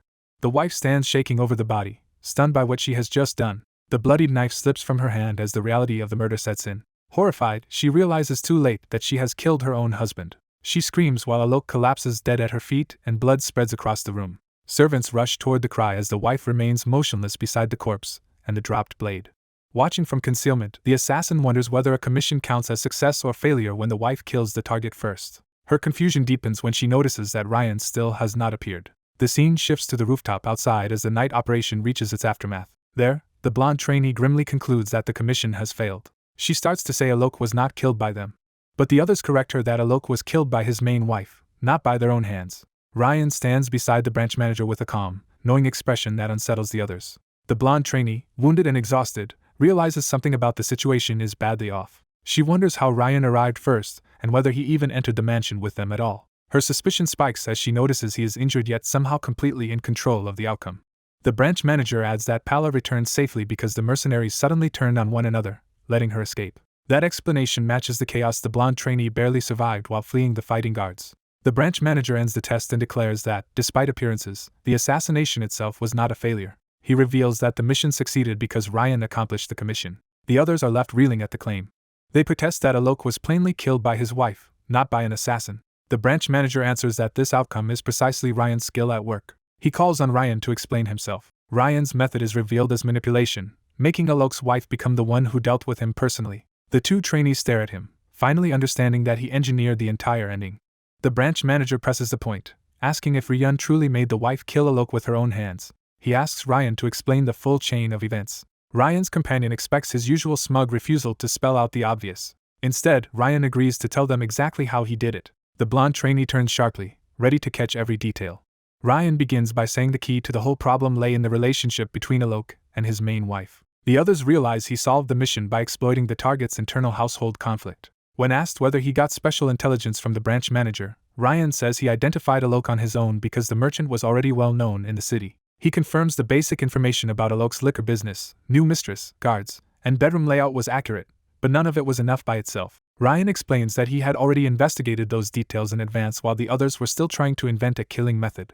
The two trainees are stunned that he had prepared so far ahead. When challenged that he supposedly did not know the target beforehand, Ryan points out he never said he investigated only Alok. He had been gathering information on every notorious figure in the city who looked like a future assassination risk. By cultivating rumor-sensitive merchants and using extra time earned from finishing training early, he prepared plans for multiple possible targets. The others realize he effectively studied the whole field instead of just the assigned problem. During that broader investigation, he discovered someone who held a deep grudge against Alok, his main wife, Kelly. He approached Kelly when her husband had already driven her into a mental corner. Then he taught her what seemed like a solution by secretly commissioning the assassination guild. Ryan recounts how Alok ignored Kelly, kept taking mistresses, and lived off money from her family until she hated him but still did not truly want him dead. So Ryan persuaded her to reinforce security and hire extra mercenaries, making her believe Alok would only be frightened and remain safe. He knew that once danger struck, Alok would run to the safest place in the house, Kelly's room. Ryan also suggested that if the incident could be blamed on the mistress and her lover, Alok might repent and return to Kelly. Kelly accepted that story and the staged scenario he fed her. Because she was emotionally soaked in resentment and drink, she embraced the plan far too easily. Ryan admits that if events had stopped there, everything would have unfolded exactly as Kelly hoped.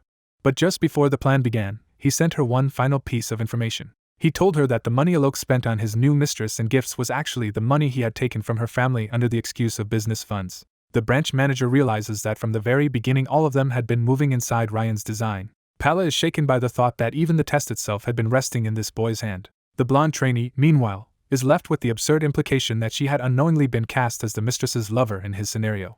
The branch manager still questions whether an ordinary civilian woman could really stab her husband to death no matter how angry she was. Ryan answers that he gave her a push. He reveals that he mixed an alchemical potion into the alcohol delivered to Alok's house. To avoid guild casualties, he also drugged the water the mercenaries would drink and notes that it activated at exactly the right moment. The blonde trainee realizes the mercenaries turning on each other was also part of his design, caused by a drug that clouds judgment and inflames anger.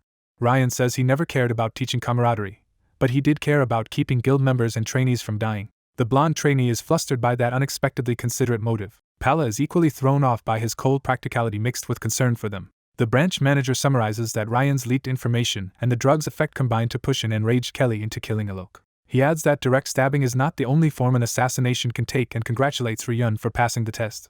Ryan casually reminds him that Kelly should also owe an extra fee for the concealment work, catching the manager off guard. He argues that since assassins undeniably infiltrated the mansion, only the guild knows Kelly killed Alok rather than an assassin. From Kelly's perspective, paying more to cover her husband's death as an assassin's work would be worth it. The branch manager is left staring at Ryan as he grasps how thoroughly the boy has monetized the outcome. The others silently admit that Ryan operates on a completely different level. Pala, half awed and half resigned, decides that competing with him means aiming for second place. The branch manager sends the other two back to the guild and asks to speak with Ryun alone. The trainees depart across the rooftops, leaving Ryan with the manager. After a heavy pause, the branch manager begins to question him. He demands to know whether Ryan understands that Kelly must now live forever with the guilt of killing her own husband. Ryan answers that the guild is meant to raise assassins, not monsters. The manager counters that monsters are exactly what such thinking risks creating. Ryan replies that before learning why Alok kept taking mistresses, he too had seen Kelly as merely an ordinary woman. But his investigation revealed that every mistress Alok had taken before had already been disposed of by Kelly. He further uncovered that Alok himself had ruined countless lives through drugs, loan sharking, and gambling hidden behind his liquor trade. Kelly had long used her family's power to erase Alok's mistresses, while Alok kept taking new ones even knowing they would be murdered. Those dead women were written off as disappearances, and their families could not even dare oppose Kelly's house. The branch manager falls silent, but Ryan insists those horrors are still only information uncovered during the job. He argues that even if Kelly did not truly wish for her husband's death, the guild only receives full payment if the target dies. So he asks whether an assassin is supposed to judge whether the target deserves death or whether the client's circumstances are pitiable. He presses further that if conscience interferes with paid killing, it does not stop being murder, and assassins cannot survive by weighing every reason and method. The branch manager objects that Kelly never asked to kill her husband with her own hands. Ryan answers that she used the assassination request, and the guild fulfilled it in its own way, even if that leaves her suffering forever afterward. The manager asks bluntly whether Ryan is saying assassins have no need for conscience at all. Ryan replies that if one wants to keep humanity, one must first gain enough power to change the system from its roots. He tells the manager that as long as he remains under the assassination guild, searching for conscience and requests changes nothing. With that harsh truth delivered, Ryan leaves the manager standing alone on the rooftop. By daylight, the story returns to the guild branch where the results of the test are being formalized. Ryan appears in guild uniform, now recognized publicly among the members. A guild officer congratulates him on passing and officially names him a Martin Guild member and a 5th grade assassin. Systemic rewards confirm the quest's completion as Ryan accepts the result. More rewards follow, including a level up, bonus experience, and the respect of Philip, Paula, and Duns. The officer explains that as a 5th grade assassin he may now take official requests and can apply for promotion if he meets the conditions. One such condition is succeeding in a single request worth more than 30 gold. Another route is 10 successful 5th grade requests, or a recommendation from a branch manager or a 3rd grade assassin. Ryan immediately confirms those are indeed the promotion requirements and asks how much the Alok request paid. The officer is baffled by what he is trying to do, and nearby members react in alarm. Ryan presses her to state the exact amount. She hesitates, sensing where this is going. At last she admits the official payment was 10 gold in advance and 10 gold on completion.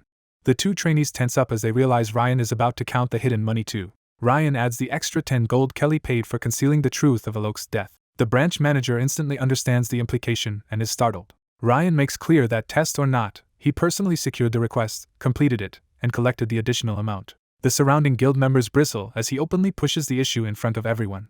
He calmly claims ownership of the entire 30 gold result, including the hidden side payment. Then he declares that this satisfies the first promotion condition and asks whether he has not therefore qualified. The officer can only glare at his audacity. Ryan, now officially 5th grade, formally requests immediate promotion to 4th grade assassin. The hall falls into a tense hush as everyone turns to the officer for her response. She accuses him of being far too arrogant. Ryan only smiles, unshaken by the hostility. The officer admits his feats are impressive but warns that he is taking the guild far too lightly. She reminds him that an organization runs on laws and policies, not on one prodigy's whims. Among assassins, 4th grade is where one is finally treated as the real thing after earning experience, peer recognition, and pride through the proper climb. She accuses Ryan of disregarding all of that tradition. Even if his case can be made to fit the rules, she warns that forcing it this way will earn him the resentment of everyone around him. Trying to de-escalate, she says she will overlook his provocation and suggests he rest after his first mission. Ryan flatly refuses and states that he will not withdraw the promotion application. Angered, she warns him that if he wants to live properly in the guild, he should learn to read the room.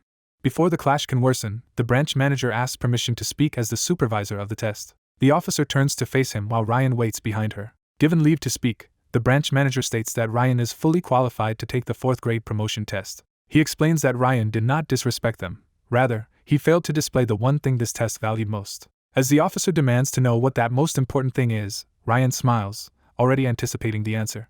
They judge that Ryan has relied on raw bodily skill as an assassin rather than careful planning this time. Even so, they acknowledge that his assassin's instincts and physical execution are formidable in their own right. The others reluctantly admit he once succeeded through brilliant strategy alone, which makes his current growth unsettling. Since the 4th rank promotion test cannot be passed without real combat ability, they decide it will reveal Ryan's true level or punish him harshly. They agree because his earlier victories, including the guild initiation tag game, depended mostly on traps and tricks.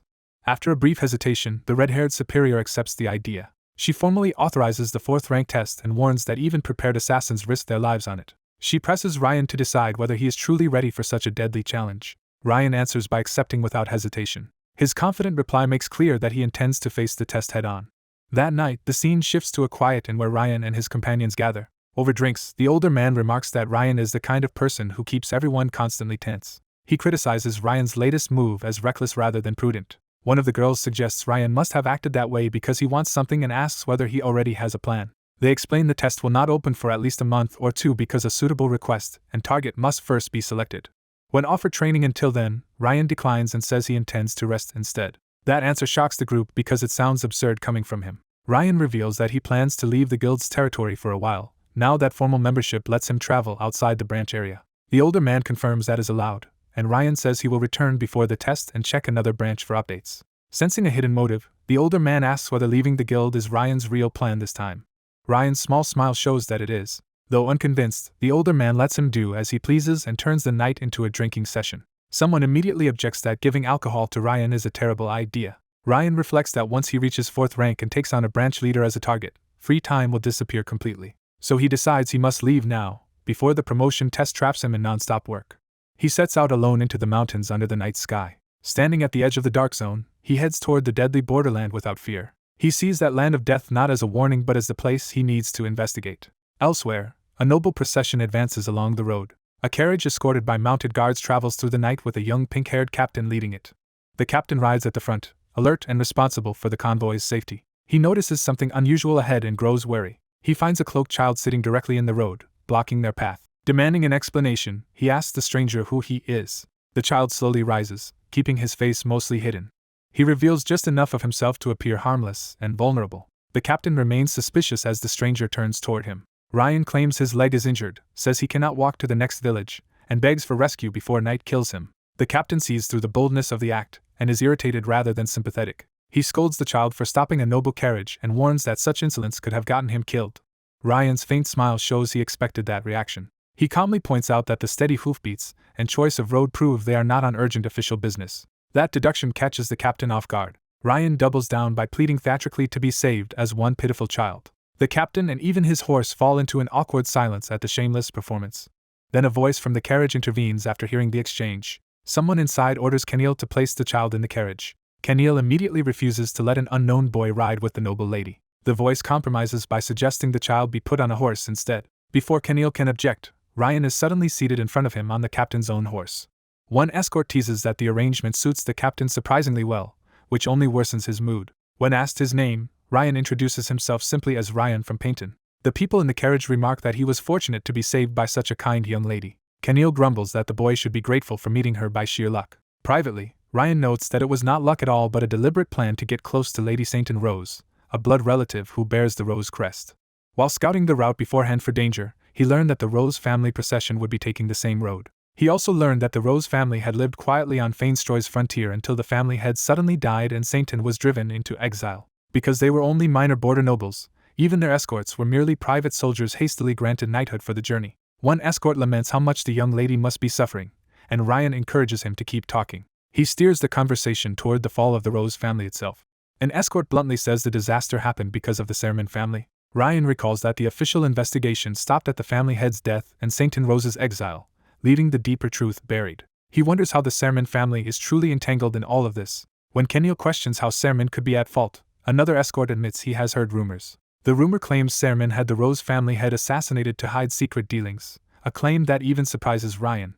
Under the moonlight, the weight of that accusation hangs heavily over the road. Later, the convoy camps for the night while guards keep watch around the tents and carriage. Kenil and the others settle into a temporary sense of safety. Ryan quietly remains near the campfire, listening while pretending to be just a rescued child. From the shadows by the carriage, he continues observing every detail. He begins piecing together what he learned from this first direct contact with them. The Rose family's downfall began with the recent conflict between House Sermin and House Peyton. Because the Rose heir had become a knight under Sermin despite belonging to Peyton's side of the border, the family became tied to that rivalry. When that heir died to a monster while guarding the Dark Zone, Sermin honored him and promised the Rose family major support. That sudden rise provoked a rival family, which exploited the Sermin-Peyton dispute as a chance to move against Rose. After the Rose family head was assassinated, rumors spread that Rose had secretly served Sermin and that Sermin killed him to erase evidence. Rose insisted Peyton had ordered the assassination, but with Peyton's influence growing and Sermin weakening, no one listened. Leaderless and collapsing, the Rose family was forced onto the road of exile toward Dairon. Ryan concludes that only a few people still know the internal truth. Those few are the loyal followers who stayed with Saint and Rose, including the newly appointed Knight Kenil and the men he hastily gathered. He judges that their exile will not be an easy journey at all. The quiet night around the camp only makes the coming danger feel closer. Inside the carriage, Sainton sleeps curled up in exhaustion, unaware of how closely she is being studied. Ryan also remembers the disturbing way the second son of the Ioni family looked at her. That makes him suspect the real threat lies not with Sermin but with Peyton and the Ioni family. He reasons that this entire exile could only happen because House Sermin obtained Darren's permission, meaning larger powers are involved. While the others relax, Ryan keeps eating and thinking several steps ahead. Kenil still insists that House Sermin exhausted its remaining strength to support the Rose family. The escorts even raise a toast in Sermin's name, showing how deeply they trust that house. One of them kindly offers Ryan another bowl of soup, and he accepts at once. Ryan notes that the men's loyalty to Sermin runs deep, making their view of events narrow but useful. He asks whether it is really wise to bring along a strange child who has now heard their whole story. The escort laughs off the concern by reminding him that the child forced his way into their path in the first place. Kenil allows it, and the others joke that he seems much more relaxed after finally venting his worries. Kenil admits that the person suffering most in all this is Sainton Rose herself. That confirms Ryan's suspicion that Sainton is the true center of the danger. He realizes Kenil and the other knights are too inexperienced to grasp how severe the situation really is. As they rest, Ryan silently recognizes that deadly threats are already closing in on them. He concludes that the Ioni family, now allied with House Peyton, would never be satisfied with only killing the Rose family head. The second Ioni in particular is a depraved predator with multiple assassination requests already filed against him despite his youth. Ryan had rejected those requests as unprofitable, but he knows the man targets the powerless and poor for pleasure. Worse, that monster protects himself carefully, making a clean assassination difficult. If such a man has set his sights on Saint and Rose, Ryan realizes this camp is far too exposed. His attention snaps to movement on the cliff as he senses a watcher in the darkness. He immediately leaps away to investigate. After confirming they are being tailed, he decides not to engage the scouts because their numbers mean the message has likely already been sent. Instead, he chooses the more efficient option of laying traps to slow the pursuers. When he returns dirty, the escorts only wonder what happened to the strange child. Ryan casually lies that he rolled around while taking care of personal business. He tells them to let the supposedly injured child rest while he quietly keeps a trowel hidden behind his back. Satisfied that he has planted enough traps and gathered enough information, he decides their connection only needs to last until the next town. He settles down to sleep and jokingly counts the night's work as payment for the soup. Morning breaks over the mountains. At daybreak he thanks them for the ride and confirms they have reached the road to Daesum village, prompting questions about his business there. Ryan claims he is also a traveling merchant, and says he plans to buy monster materials in Daesum and sell them in Painton. Since their paths split here, he prepares to leave the convo. Before he goes, one of the escorts stops him and hands him something. It is a healing potion for his leg, sent by the young lady because she heard Dira was not fully healed. Ryan is startled that Sainton thought of him before departing. From inside the carriage, Sainton quietly acknowledges him through the window. Kenil thanks Ryan sincerely, saying that because of him they were able to enjoy at least one brief moment of peace. Ryan looks at the potion, unexpectedly affected by the gesture. He thanks them and says he will truly be on his way now. When someone offers future help, Kenil cuts in harshly, but another knight explains that beneath the roughness he would have helped anyway. The others tease Kenil for being too gruff, and he angrily orders the boy to leave already. Ryan walks away as the convoy resumes its journey through the canyon. Alone again, he studies the potion and reflects on Sainton's kindness. He opens the bottle without further thought. Then he drinks it down in one gulp. A few drops spill as he lowers the bottle. Suddenly the ground begins to thunder behind him. A mounted pursuit force bursts through the route, smashing through the traps he had laid. The riders charge straight through the ruined obstacles, proving his preparations only slowed them briefly. Ryan is shocked by how quickly they broke through. He counts 6 pursuers and immediately starts assessing their roles. 2 of them are ordinary mercenaries with only beginner sword skill. Another is a wizard, which Ryan marks as an obvious nuisance. One more rider keeps his face hidden under a hood, but his bearing clearly marks him as a noble. Ryan identifies that hidden noble as the second son of the Ioni family. The man reveals himself as Garuda Ioni, confirming Ryan's worst suspicion. As Garuda rides past, Ryan keeps low and lets the pursuit stream by toward the convoy. He watches the enemy with cold focus while dust and wind whip around him. His expression hardens as he realizes exactly what kind of predator is now hunting Satan. The pursuers race ahead down the canyon, while Ryan remains behind for a beat. He admits their skill exceeded his estimate, and that his trap plan failed, making this far too much trouble to repay with soup alone. Then he remembers the potion he just drank and suddenly questions what he consumed. He realizes in alarm that it was a high-grade potion worth more than 20 silver. Embarrassed by the debt of kindness, he can only laugh awkwardly. Looking towards Satan's carriage, he wonders what kind of person keeps thinking of others while living as a fugitive. At the same time, the enemy's true plan becomes clear. The Rose family is doomed unless someone stops them from kidnapping Satan and slaughtering the rest. Deciding the potion roughly balances the excessive soup debt as an advance, the hooded necromancer prepares to act. He judges that chasing the fleeing carriage alone could cause more casualties and instead asks his summoned helper for assistance. Calling forth a small horned spirit, he assigns her first mission to intercept the situation ahead. With Kornak fully manifested, Master and Summon align their intent to move against the pursuers. Their magic surges together as the necromancer commits to the rescue.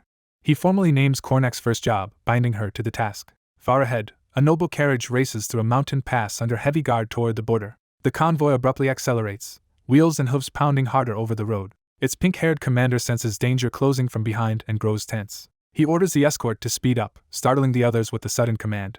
He warns the lady inside to endure the rough ride because they must move faster immediately. When a subordinate asks why, the commander's alarm only deepens. He reveals that pursuers are on them. More specifically, he has detected mana-bearing enemies tracking the carriage. Seeing the border close ahead, he urges everyone to hurry before the attackers catch them. He orders Chaka and Gayan that if the enemy reaches them, they must take the lady and run for the border. He explains that once they cross into Dairon, even the Ani family will hesitate to provoke the border guards. Choosing to stay behind, he charges alone to buy the others time. His men protest, but he insists they regroup at the border and keep moving. He steels himself with a grim smile as he turns to face the threat. Though he knows the Ani knights are formidable, he resolves to stand as a knight of the Rose family. The pursuers finally appear, a hard-riding band in Ani colors led by a hooded figure. The hooded leader notices the lone defender with mild curiosity. The commander cuts across the road and forces the pursuers to halt. He invokes the Rose family's authority and orders them to retreat from the carriage at once. To back the warning, he threatens to behead them if they advance. The enemy leader answers with amused contempt instead of fear. He mocks the commander's threat as empty bravado. Looking down on the young knight, he sneers that a recent knighting means nothing here. The commander lashes out first and grabs at the hooded rider to expose him.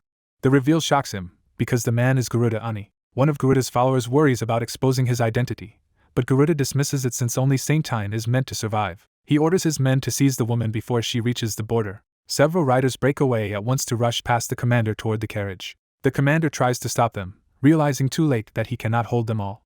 A sudden magical blast erupts and throws him violently aside. He recognizes the new threat as a mage of at least the second circle. Badly hurt and spitting blood, he realizes the ambush is worse than expected. Garuda calmly tells him another knight will handle him, while the rest continue the hunt. A veteran swordsman steps forward as the wounded commander struggles back to his feet. Garuda declares that regardless of who he is, the young knight will die here. The commander recognizes the swordsman as Saiso, the former commander of the Rose Knights. Saiso admits he betrayed them for money, saying loyalty means little after the Rose family's fall. Without further ceremony, Saiso launches a ruthless attack. Their blades clash, but Saiso's experience immediately overwhelms the younger knight. The commander protests Saiso's lack of honor even as he is driven back. Saiso answers that chivalry is dead in Feinstroy and fights with pure pragmatism. He batters the commander so hard that the younger man loses his sword. Pressing the advantage, Saiso urges him to surrender and serve some new lord in the coming wars. Bleeding and furious, the commander rejects the offer outright. Garuda assumes Saintine has already been captured and tells Saiso to finish the duel quickly. Saiso apologizes almost sincerely as he levels his blade for the killing stroke. The fatal thrust begins. A burst of green necromantic force slams into Saiso and interrupts the execution. Garuda is startled by the sudden interference. A dark, floating spirit appears above the battlefield, forcing Saiso to demand the intruder's identity. Kornak hovers in full view, radiating eerie green power. Saiso rages as the spirit's attack burns into him. Kornak answers with another volley of green projectiles. Her barrage tears through the battlefield and scatters the attackers. The spirit continues saturating the area with relentless necromantic fire. A hooded mage barely blocks the assault with a mana shield and realizes the enemy is both powerful and highly skilled. Even so, the defending knights are left reeling under the blast's force. From behind Kornak, the necromancer coolly reminds her that this counts toward the unpaid soup debt. He flicks the commander's fallen sword away from the carriage area to clear the field. The chaos leaves dead and wounded around the carriage as the ambush stalls. Blood streaks the carriage and road, showing how close the escort came to collapse. Chaka and Gain remain standing, breathing hard but still guarding the lady. They recognize that the new arrival is overwhelmingly strong compared with the enemies they faced. One surviving attacker mocks their stubbornness and tells them to disappear rather than die pointlessly. A voice from the carriage pleads for everyone to stop, while the knights realize they are far below true sword beginner level. Saintine steps down and calls her guards by name. She thanks them for enduring this far, even as they beg her not to come out. Drawing a dagger, she offers to surrender if the others will be spared. She makes clear that if they refuse, she is prepared to die as well. She tries to pressure the attackers by suggesting their employer would not want her dead. Her words echo over the bloodied carriage and momentarily halt the killing. One attacker realizes this woman is the last surviving bloodline of the Rose family. Saintine repeats that everyone has done enough, and she will end the bloodshed herself. Ignoring her guards' protests, she calmly offers to go with the enemy if the rest are spared. She reinforces the threat by holding the dagger ready to kill herself if they refuse. The attackers identify her by name as Saintine Rose and weigh her value. A hooded knight coldly explains that because she never reached Dairon, she no longer has any noble protection. Saintine stiffens as she realizes her bargaining position is weaker than she hoped. The attacker concludes that without legal status, there is no reason to honor her demands. Saintine is stunned by the blunt rejection. One enemy seizes her and prepares to teach her what resisting a mana-using knight means. Her remaining guards rush in desperately to save her. Saintine cries out as she is manhandled. Steel strikes the ground as a sudden counterattack cuts into the scene. The hooded necromancer drops in and smashes the assailant away from Saintine. Saintine turns in shock toward her unexpected rescuer. The attacker is sent flying, screaming as blood sprays. Another enemy demands to know who this new opponent is. The necromancer dryly says he had meant to use this fight to settle the potion debt and still expects change left over. Then he proposes a new deal to Saintine: potion, soup, and a commission to kill a Martong assassin. The name Martong makes Saintine freeze in alarm. The necromancer casually confirms he means an assassin. The enemy knight is baffled that Martong is involved at all, let alone helping the Rose family. Saintine realizes that if this is Martong, then the rescuer must be tied to the direct line of Asin. Thinking fast, she blurts out an offer of 30 gold. The necromancer praises her quick judgment, but implies the bid is insufficient. He states that 30 gold only covers the knight standing directly in front of her. He mentally counts the true scale of the job: Garuda Ani, the former Rose commander, and even a third circle mage. The enemy knight curses him for turning the battlefield into a negotiation. The necromancer warns Saintine to decide quickly, because without a finalized commission he has no reason to stay. One of her guards realizes that if this man leaves, their entire exile plan collapses. Saintine decides she cannot worry about later consequences if saving the Rose family depends on this moment. She tells the assassin he can have everything he wants. The weight of that promise hangs as she commits herself completely. Desperate and resolute, she begs him to save them in exchange for anything. Satisfied, the assassin accepts the commission. Green power coils around him as he fully enters the contract. The enemy knight is unnerved that an assassin would reveal his face so openly. The assassin replies that hiding one's identity is advice for cowards with small ambitions. He declares that a real assassin fights with absolute confidence. His blade flashes forward in a concentrated burst of green force. The strike pierces an enemy before the man can react. As the victim collapses, the assassin explains that true professionals can reveal themselves because they do not make mistakes. Saintine watches, stunned by the speed and certainty of the kill. The assassin exults that this is his first official commission for Martong. He frames the payment as everything the Rose family can offer, making the job personal and grand. To justify that price, he vows to build a reputation worthy of it. A surviving enemy rejects his boasting and prepares to fight back. The man insists that sword beginners like them will not fall so easily. The assassin catches the plural and realizes coordinated teamwork is coming. One of the brothers lunges from behind with a killing blow. The assassin vanishes from the attack line in an instant. He slips beneath the strike and repositions before the enemy can recover. The brothers turn to find him already crouched at a new angle, untouched. The wounded brother shouts for the other to stop pretending and take the assassin seriously. The escort warns everyone that the opponent is an Asin family Martong assassin and must not be underestimated. The brothers answer by unleashing their signature position-switching swordsmanship to punish his choice of employer. Their coordinated assault closes in from multiple angles, promising regret if he accepted the Rose commission. The assassin only smiles, amused rather than pressured. He activates body domination and body acceleration, pushing his physical abilities beyond normal limits. With enhanced speed, he tears through the brothers' formation before their timing can settle. One brother cannot tell whether he is facing illusions, clones, or some technique, because he senses no mana at all. Panicking, the man swings wildly into empty space. The other brother tries to restore order, warning him not to flail and insisting they counterattack together. The assassin appears beside them and says their chance to coordinate has already passed. He glides through their guard with predatory calm while green trails mark his path. The surviving brother keeps shouting about illusions because he still cannot comprehend the movement. The assassin cuts in from behind, proving the problem is not magic but speed beyond their perception. The struck brother cries out as another slash lands. Even now the other tries to organize a joint counterattack, too slow to realize the battle is lost. The assassin informs him that he has already layered physical weakening, darkness, and auditory disruption on them. The enemy finally understands he is dealing with curse-type techniques and even necromancer-like abilities. Before that realization can help him, the assassin's green blades carve through him in a final scream. The fight ends with the assassin standing amid swirling green power over the butchered enemy, his commission decisively fulfilled. Driven by vengeance for the Rose family members abandoned to die, Leon cuts down their enemies without mercy. After the bloodshed, dawn breaks over the borderlands. A battered carriage and its wounded escort finally reach safety at the frontier. Someone steps down from the ruined convoy as the survivors gather themselves. The pink-haired captain rushes forward in alarm to check on his lady. Though injured and bloodied, his first concern is whether everyone else survived. He spots Kenil standing with Saintine Rose and realizes the group has made it through. Saintine tearfully welcomes Kenil back and admits how relieved she is that he returned alive. Leon watches the reunion with quiet satisfaction from the side. The captain confirms the other guards are safe, and they marvel that he truly held off the pursuers. He snaps that they were supposed to regroup at the border, demanding why they are only arriving now. They explain that a mysterious mage suddenly intervened and turned the situation around. That mage eliminated the traitor, and the wizard, and even captured Garuda alive. When they ask whether the captive is involved too, attention shifts toward Leon and his summoned undead. Leon calmly raises a spell circle, taking control of the prisoner before anyone can interfere. His magic seizes the bound man through the undead servant acting at his command. The captive is slammed to the ground under Leon's force, proving he is completely at Leon's mercy. The captain recognizes Leon and asks why he is here at all. Saintine explains that Leon claimed to be an assassin from Martin, shocking the captain. Leon recalls how easily the enemy wizard died and begins connecting that to Martin's involvement. The captain realizes the dead wizard's weakness now makes sense if Martin had a hand in this plot. The captive flinches at the mention of Martin, exposing that the name hits the truth. Desperate to live, Garuda tries bribing Leon with ever larger sums of money. He also tries to turn Saintine against Leon by claiming she deceived him and that assassins only care about payment. Leon dismisses the noise and prepares to silence him for good.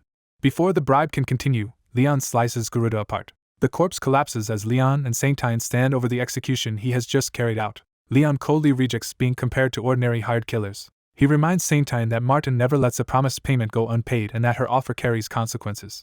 Hinting at the true nature of the assassin guild, he makes clear she understands what kind of bargain she made. Saintine, shaken but composed, admits that she does understand. Leon says he does not expect immediate payment because he knows how ruined the Rose family currently is. Saintine listens carefully, realizing he is offering terms rather than pressing her now. He asks her to formally commission Martin for the promised 30 gold, and leave the rest as a private verbal agreement between them. She accepts the arrangement without argument. Leon orders them to collect themselves and continue on, assuring them no more pursuers will come. He adds that he will handle the bodies and tells them to report the attack as bandit violence if questioned by border guards. The guards are struck by how decisively he has already settled every practical detail. They agree to follow his instructions, and the captain privately admires how professionally Leon works. As the captain tries to say more, Leon turns back toward them one last time. With a sly gesture, he signals for silence and prepares to leave without further explanation. Green magic swirls around him as he lifts off in a controlled departure. A vortex of mana forms beneath him, while Saintine and the captain watch him vanish from their reach. The guards stare in disbelief when he disappears completely. All that remains is the fading trace of Martin's assassin magic. The captain senses there is more to Leon than the role he claimed. He points out that Leon called himself an assassin, yet what he used was something else entirely. What Leon summoned was no ordinary undead servant. The captain notes that the creature briefly spoke like a human, which ordinary undead should not do. The memory of that intelligent undead lingers as proof that Leon's power is abnormal. He further recalls that the same undead defeated both Saiso and the wizard. Worse, it did so almost simultaneously, far beyond what should have been possible. If Leon can command such an undead, the captain realizes only one explanation fits. He names the legendary necromancer Veda as the only figure associated with power on that level. From there he suggests Leon may be Veda's disciple. The other guards are stunned by the sheer scale of that possibility. Saintine reacts sharply when Veda's name is spoken aloud. The implication becomes explicit that Leon might be the long-missing heir to Veda's necromantic legacy. The captain explains that controlling an undead strong enough to fight multiple skilled opponents and cast spells is beyond anything known on the continent. If Leon truly inherited Veda's art, they realize the political consequences would be enormous. Saintine repeats Veda's name as she weighs what this revelation could mean. She immediately orders everyone to keep silent about what happened today, except for spreading the news of Garuda's death. Garuda's mutilated corpse becomes the one part of the incident she is willing to let the world know. When the captain protests, she reminds him that the man who saved them accepted almost nothing and may be tied to Veda. She decides that such a connection is precisely what must remain hidden. With sudden intensity, Saintine declares that any information about Lord Leon must be protected. The captain realizes she has changed, no longer the uncertain noblewoman who first left home. He sees that her exile has hardened her hesitation into resolve. Returning to practical matters, he asks whether Kenio can still travel and orders him to go back to Peyton to file the assassination request with Martin. Saintine specifies that the formal target should be recorded as Garuda, just as Leon instructed. The captain worries about withdrawing now, but she trusts Leon's warning that no further attacks are coming and notes there is no time left to prepare for more anyway. Instead, she urges them to do everything they still can with the little they have left. She vows that they will secure a place in the Daron kingdom and restore the Rose family. The two guards silently accept her determination. The captain smiles faintly, reassured by the strength she has finally shown. As the survivors begin repairing the carriage, Leon's undead servant observes from afar while the group regains momentum. Elsewhere, Leon travels alone through the night, guiding himself with magic. He reflects that the 17th head of House Rose is no meek flower. In his eyes, Saintine is a rose whose hidden thorns have finally begun to emerge. His thoughts shift to the old catastrophe that made black mages forbidden across the Dree continent. That disaster was the Black and White War, which once plunged the whole continent into darkness. It began when black mages across Dree rose up together. Obsessed with slaughter and the summoning of the Demon King, they used blood sacrifice to call forth demonkind. Their ambitions escalated into conquest as they seized Lako and tried to drag the demon realm into the world. War inevitably followed, and the entire continent was swept into ruin. Humans and the other races united in resistance against the spreading disaster. Black magicians and demons formed the opposing side, turning the continent into a struggle for annihilation. Amid that chaos, Veda suddenly appeared. He was a necromancer, a black mage unlike any other. Though necromancers were merely one branch of black magic, Veda used his art to heal the wounded and restore the broken. He then began eradicating black magicians from the battlefield, even while unsettling allies with his use of the dead. To the common people, however, he came to seem almost saintly. He raised only those dead who willingly chose to keep serving after death. Those chosen undead were said to be vastly stronger than ordinary corpses. Because of Veda's deeds, public opinion shifted, and the black magicians and fiends ultimately lost the war. After victory, Veda refused every reward offered to him and vanished as suddenly as he had appeared. Leon decides that invoking Kornak and Veda's legend before the Knights was the right move because it left a powerful impression. He also judges that Saintine proved unexpectedly capable, showing the poise needed to lead her house. Still, Leon knows he must someday return to Daron. Saving Saintine was not mere charity but an investment in Leon's future identity, and in Ryun's path ahead. Since the name Ryun has lost its former value, he decides to discard it. By contrast, the name Leon will gain recognition through this incident, and he embraces that advantage. He concludes that while the Rose family is weak now, Saintine Rose has the potential to become formidable. With that thought, he parts ways in spirit and looks forward to meeting her again. The night grows quiet as he continues deeper into the wilderness alone. He steps past the remains of Old Death, leaving the border incident behind him. At last he exhales, finally free to focus on his own next objective. He notes that only half a day has passed since leaving Daesum village. He arrives at the entrance to the Dark Zone, the abyssal starting point of the Forbidden Region. His destination is the 12th layer. Without hesitation, he descends into the glowing chasm. He continues dropping through the immense shaft as streams of blue mana spiral around him. After a long descent, he judges that he has gone deep enough that sunlight should no longer reach. Yet dim light still lingers there, swallowed by a darkness thick enough to consume it. He reflects that monsters emerge from such darkness, and that humans like the Sermon family have long studied this frontier while defending the continent. The Dark Zone is a maze-like underground sea and tower all at once, so confusing that the continent had to divide it into numbered boundaries. The upper 6 floors are only theorized, while floors 7 through 12 are the layers people have actually found and explored. The higher the floor, the closer it is to the outside and the weaker the monsters, with the 12th floor serving as the shallowest example. Even so, goblins immediately rush him the moment he arrives. Leon cuts through them while noting that the 12th floor is populated by goblins, mutated beasts, and even orcs. He is glad he studied the Dark Zone back when he belonged to the Sermon family. To him, this place is ideal for leveling up. Rather than chasing scattered monsters across the continent, he prefers a place where prey is densely concentrated. As more creatures close in, he decides the Dark Zone is the perfect hunting ground for him. Because maps and compasses are useless here, he relies on sensing mana to navigate. A system message confirms his experience is increasing, and he judges the 12th floor to be a beginner area where encounters with people are rare. That isolation means he can finally test necromancer abilities he avoided using in the outside world. Smiling, he activates Raise Dead. The goblin corpses answer his call and begin rising as undead. He accepts that these goblin zombies are low-grade, but as expendable shields they are more than sufficient. Another skill, Death's Hand, activates and strengthens the undead he has raised while extending their duration. Leon is pleased because a battlefield full of monster corpses is exactly where Death's Hand shines. Surrounded by a growing undead pack and his spectral servant, he decides to vent some of his pent-up stress on the monsters. The canyon becomes a killing field as his undead surge through the darkness. Goblin screams fill the air while his minions rip through the living. The slaughter continues as the monsters are overwhelmed from every side. Watching the massacre, Leon concludes that the 12th floor poses no real threat to him. With roughly 30 undead already under his control, he begins testing the limits of his current capacity. He gives a simple order for the remaining enemies to fall. His undead obey instantly, dragging down and finishing the monsters in a wave of violence. Even so, Leon wonders whether controlling only around 30 undead is truly his present limit, remembering that in his prime he commanded tens of thousands. He reminds himself that undead are like puppets on strings, each one requiring direct control and a constant drain of mana. His experience keeps his mind steady, but his reduced mana reserves are now his greatest weakness. He came to the Dark Zone not only for experience and levels but specifically to solve that mana shortage. To do that, he needs to kill the Floor Guardian. That Guardian is essentially the local boss monster, and its arrival is announced by a violent eruption of purple power. Leon fixes his gaze on the coming enemy and resolves to hunt it down. The battlefield briefly stills as the boss's presence settles over the canyon. Leon steadies his breathing, preparing for the real fight. Standing amid heaps of corpses after killing what feels like hundreds of goblins, orcs, and beasts, he readies himself for the Guardian ahead. After grinding through endless slaughter, he notices Death's hand has grown stronger and complains that the hunt never seems to end. Still, he recognizes that even in Adian, few places match the Dark Zone for sheer monster density. To him, the Dark Zone feels less like one dungeon and more like many fused together into a constant stream of monsters. Even the dead here begin stirring again behind him, proving the place never truly stays cleared. He recalls that in Dree this phenomenon is called regeneration, because Dark Zone monsters revive after death instead of disappearing for good.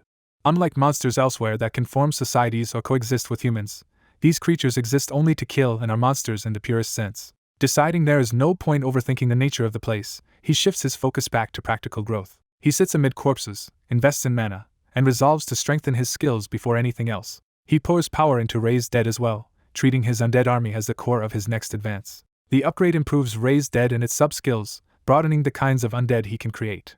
Having pushed normal leveling as far as it can take him, he decides he now has to grow beyond the system's usual limits. A sudden notice that Kornak has found a useful bone catches his attention. He turns to see Kornak rummaging through remains with an intelligence that feels more purposeful than ordinary undead behavior. When Kornak presents a goblin shaman's finger bone, the item itself raises his mana and confirms the undead can help him gather useful materials. That discovery jolts him into a new realization. He understands that Kornak is not a static summon but an undead capable of growth. From that, he concludes that one evolving special undead like Kornak may be worth more than raising dozens of disposable minions. Special undead of that kind are rare even in Adian, but he thinks he has roughly grasped the method and wants to test whether it can be repeated. Because Dark Zone monsters lack souls, he brings out preserved human corpses he had stored earlier for a separate experiment. He intends to return Garuda Uni's body to the guild, but the rest of the corpses are free for his use. He keeps the other bodies hidden from outside eyes, determined to exploit them in secret. Using his subspace corpse vault, he retrieves the stored remains for the trial. With the bodies laid out, he begins the experiment, hoping success will produce a force strong enough to challenge the Floor Guardian. He attempts soul extraction, aiming to create an ally capable of fighting the Guardian of the 12th floor. Green necromantic energy floods the area as the ritual takes hold. At the same time, the Floor Guardian waits elsewhere, looming over bones and corpses like a butcher king. The monstrous Orc Guardian gnaws on flesh, reinforcing its reputation as a savage killer. He recalls that the 12th floor's Guardian is famous because it appears in the weakest region of the Dark Zone and is widely feared by challengers. In Sermon, this notorious special orc is known by a title rather than a mere species name. That title is the Human Slayer.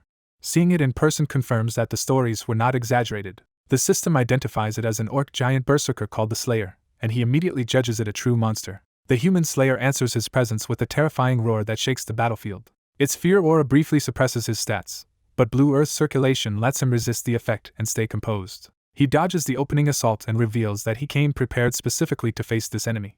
Knowing the 12th floor is built like ruins and a maze, he decides the key to victory here is movement rather than brute force. He summons mobility in the form of a zombie wolf and rides it to seize the terrain advantage. The mount is the reanimated wolf once ridden by an orc chieftain, and he uses it to slash past the Human Slayer at speed. He knows the man-infused wolf is temporary, but it only needs to last long enough to help him kill the Guardian. The Human Slayer is caught off guard when its prey suddenly becomes too fast to pin down.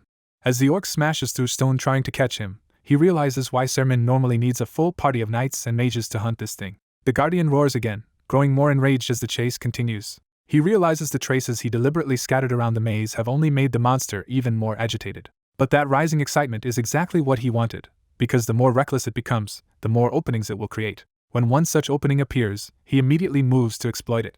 He launches himself from above with magic prepared, turning mobility into an assassination angle. His strike lands, but the wound is not deep enough to cripple the Guardian. He curses the shallow damage and concludes his assassin class is still too underdeveloped for a clean kill. To compensate, he applies wound aggravation so even a light hit will worsen over time. The curse tears through the existing injury and makes the human slayer howl in pain. Dark curse energy spreads across the orc's body, eating into the wound. He identifies the effect as a curse-type skill and watches it take hold. Confident in the curse, he coldly tells the monster to stop struggling and die. Instead of collapsing, the human slayer erupts with even fiercer power. He recognizes the change as Berserk, a skill that shuts out pain and unleashes overwhelming strength. That confirms his suspicion that a direct fight will never work against this opponent. So he turns back to necromancy and begins raising more dead to wear the Guardian down. Summoning circles bloom across the ground as his army starts to answer the call. Hands and bodies claw their way up from the magic circles and waves. A horde of skeletons and goblin undead surges forward to swarm the human slayer. The Guardian roars through the press of undead, refusing to be buried by numbers alone. Watching the full-scale clash unfold, he remarks that it finally feels like a proper raid. He remembers that his earlier experiment with Ani's group failed to create another special undead like Kornak. Even so, he found a different path to growth and now puts it into practice with undead enhancement. The preserved corpses he prepared begin to glow as fuel for that new method. He activates soul sacrifice, feeding souls into his undead forces to strengthen them. A knight's soul empowers the undead and temporarily grants them access to that knight's abilities. Kornak is also empowered, her form swelling with darker, more refined magic. He uses a mage's soul as well, layering magical power onto his forces. The sacrifice permanently strengthens Kornak and awakens fragments of the knowledge he possessed in life. With his army empowered and Kornak elevated, he orders Kornak to take command. The human slayer answers with another furious roar, ready to crush the rebellion around it. He gives the simple order to finish the fight. Kornak smiles, fully understanding both the command and the opportunity. The undead mob crashes into the human slayer from all sides under Kornak's direction. They harry its flanks and force it to divide its attention instead of focusing on him. When it smashes them apart, the destroyed undead burst into toxic clouds that turn their deaths into weapons. Each kill spreads more poison across the Guardian's body and battlefield. He notes with satisfaction that the human slayer has even learned a skill that spews deadly poison when undead die, making his disposable troops more valuable. Activating Commander's Eye, he praises the human slayer for enduring so well while sharpening his control over the battle. Kornak observes that the night-enhanced undead exceeded expectations, but reminds him that expendable undead are meant to be spent. He agrees, treating them as breakable shields until the poison weakens the Guardian's berserk state. Once the poison has done enough work, he calls for Kornak again to act. The human slayer, now visibly corroded by poison, still grins through the damage and refuses to fall. Even so, its body is being torn apart from accumulated wounds and toxins. Kornak shifts to fire magic, preparing a finishing bombardment. She rises above the battlefield in a blazing magic circle, while the human slayer looks up in alarm. A massive fire spell forms overhead, turning the sky above the Guardian into a furnace. The human slayer braces beneath the descending inferno, already battered and bleeding. Columns of fire crash down around it in a devastating magical barrage. The Guardian screams as the flames engulf its body. Kornak remains calm within the blaze, controlling the spell without hesitation. When the fire clears, the orc's weapon lies broken on the ground. He and Kornak face the burning, half-destroyed Guardian as it struggles to remain standing. Even charred and poisoned, the human slayer still towers over him, refusing to die easily. It coughs and staggers, finally showing unmistakable signs of collapse. He acknowledges that the human slayer truly was worthy of being a floor Guardian. To end it himself, he prepares Fire Bolt. More undead rise around him as he readies the final shot, keeping pressure on the dying boss. Kornak watches closely, sensing the end is near. The human slayer roars one last time, trying to summon enough strength for a final stand. He admires that stubborn vitality, but declares the victory is his. Then he unveils Death's Hand as the decisive finishing move. Because Death's Hand improved through repeated experimentation, it has unlocked a new ability at exactly the right moment. That new power is Life Drain, a technique associated with high-tier undead and advanced necromancers. The skill siphons health and mana from the human slayer, though his current level limits how much he can absorb. The Guardian feels its life being ripped away and can only clutch at the draining force. Its body freezes into helpless shock as the stolen vitality leaves it empty. The system confirms that he has hunted the human slayer for the first time, granting special experience and a level increase. A new notice reveals that, through Phantom's power, he can attempt to extract the human slayer's soul with a 57% success rate. He is stunned that a named Dark Zone boss can have a soul at all and wonders whether successor guardians differ from ordinary monsters. Even with only a 57% chance, he decides the opportunity is too valuable to ignore. He immediately begins soul extraction. Purple necromantic force reaches into the fading guardian and starts pulling something vast from within. A towering spectral form rises behind the corpse, revealing the human slayer's soul.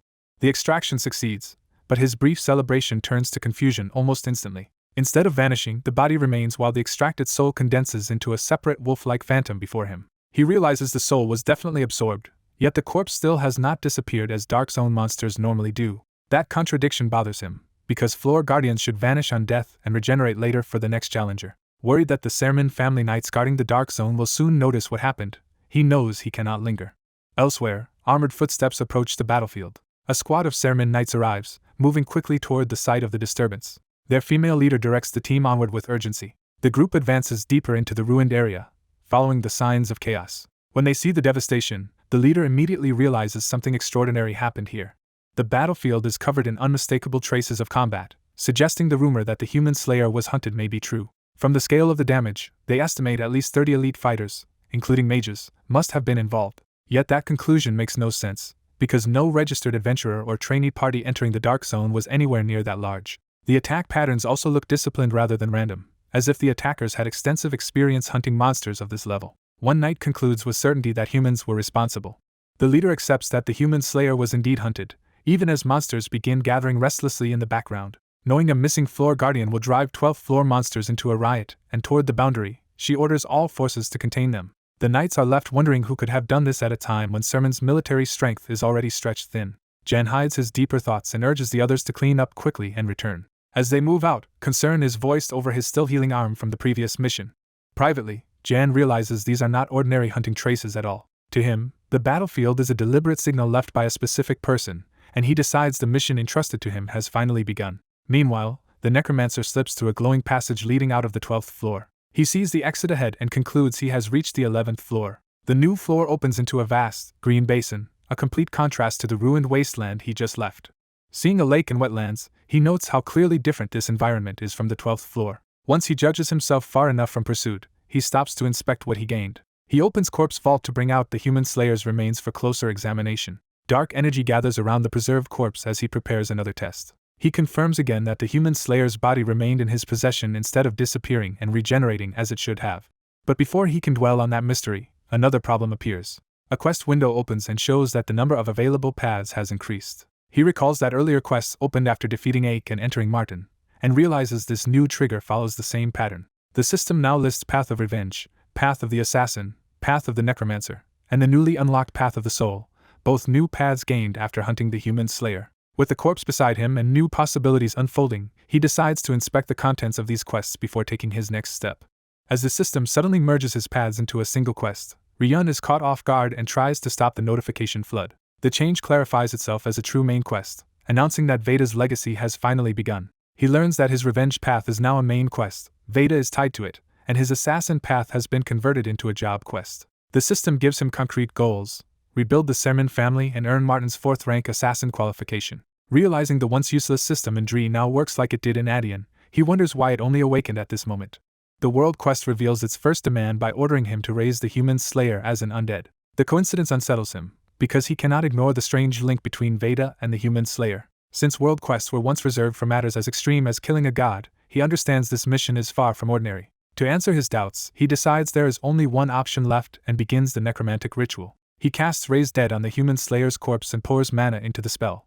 The resurrection starts violently as dark power tears through the remains and drags something back. Ryun is startled when the spell reacts far more intensely than he expected. The human slayer's body is engulfed in purple-black energy as the summoning circle forces a new form into existence. The emerging undead reveals a monstrous skeletal face, proving this is no ordinary revival. The ritual escalates into a storm of necromantic force that Ryun struggles to contain.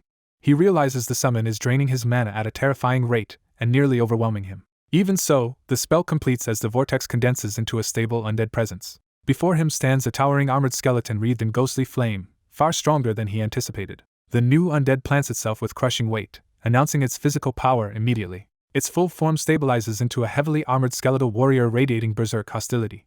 A close look confirms the creature carries the savage essence of the human slayer into undeath. Ryun identifies it as a skeleton berserker, notes it fell short of Kornak's level, and sees the quest advance to completing the human slayer. The next requirement shocks him by demanding a hero's soul to finish what he has raised. Seeing how much mana the incomplete undead already consumed, he recognizes how inefficient this summon is. He grimly judges the skeleton berserker's mana cost to be absurdly wasteful.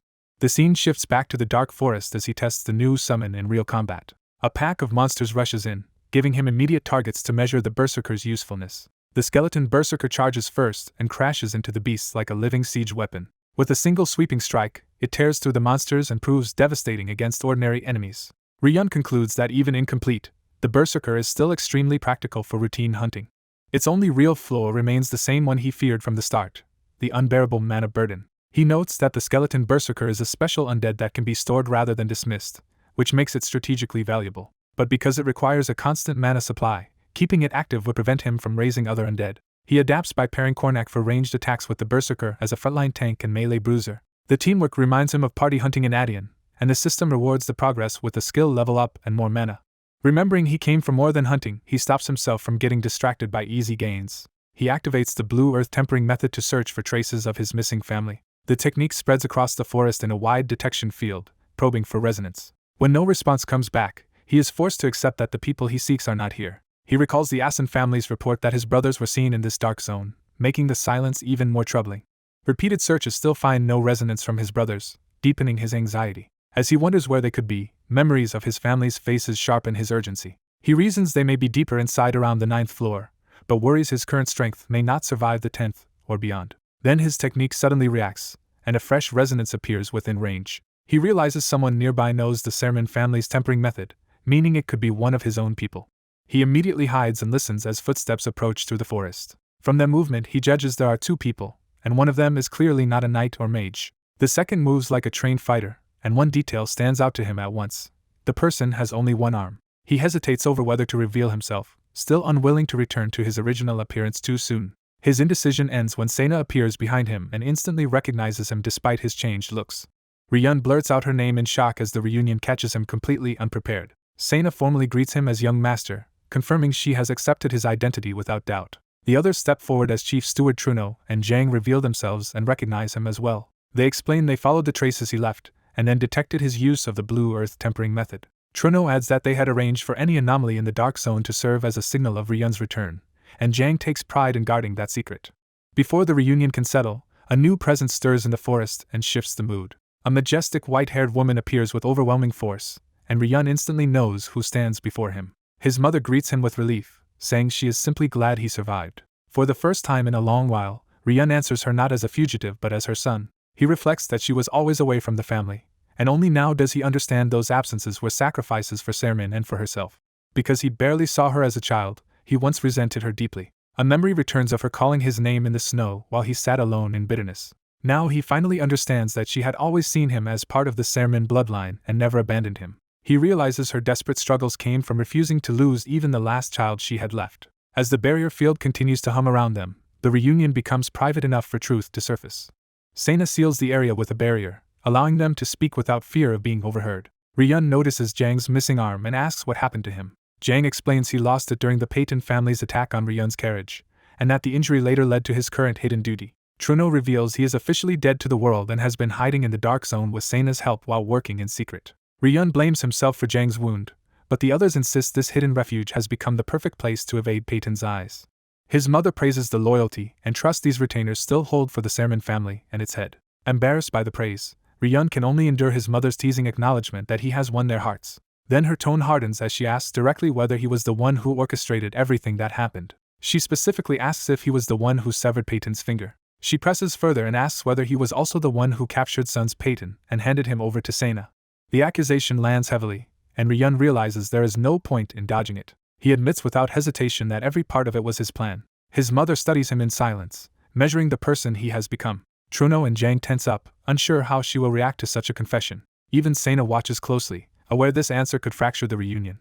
Ryun explains that using Sun's Peyton as evidence let them force mediation on the Peyton family and extract enormous compensation. He reminds them that the Peytons had to swallow their rage because their own child had been taken. His mother, unsettled by the cold effectiveness of the result, asks whether the son before her is truly Ryun. Her gaze sharpens with doubt, as if she is searching for the child she once knew. Ryun steels himself, knowing sentiment alone will not bridge the gap between them. He answers firmly that he is indeed Ryun's Sermon and addresses her again as mother. A faint smile touches her lips, but it does not erase the unease. Ryun clarifies that though he is no longer the same innocent boy, he is still undeniably the son born from her. His mother quietly thanks the goddess Aldrisi, relieved that some essential truth remains intact. Yet she has one final question that she cannot leave unasked. Sensing something dark within him, she asks why she can feel the aura of death from her own son. The question forces Ryun to confront the secret he had hoped to postpone. He realizes she has detected the unmistakable aura of a necromancer around him. Because she is both a sword master and a holy knight, he knows flimsy excuses will never deceive her. He decides he must answer honestly if he wants her cooperation. He begins by returning to the moment Sun's Peyton kidnapped him. That abduction, he explains, was the signal that set his entire counterplan in motion. He insists the plan was not his alone but depended on Truno, Sena, Jang, and his mother as well. Each of them, he says, was indispensable to making the scheme work. More importantly, he needs them to understand how he changed so they will stop acting on old assumptions. He promises to tell them everything and says it all began with a dream he had one day. When his mother questions that explanation, he refines it and calls the dream a revelation instead. That revelation showed him a future in which the Saruman family would fall. The others react with alarm as the weight of that claim settles over the group. In the vision, war with the Peyton family reduced their lands to ashes while the kingdom and the nobles abandoned them, and many Saruman people died. Truno admits that if the conflict had truly escalated, such a disaster was entirely plausible. Sena too is shaken, because the scenario matches the danger they have all sensed. Ryun continues that in the vision he himself was captured by Peyton while his mother and younger sister Maria were also taken prisoner. He saw Sena and Alejandro fight desperately to save them, only to be pushed past their limits and killed before his eyes. After that, he endured years of torture and experiments at the Peyton family's hands.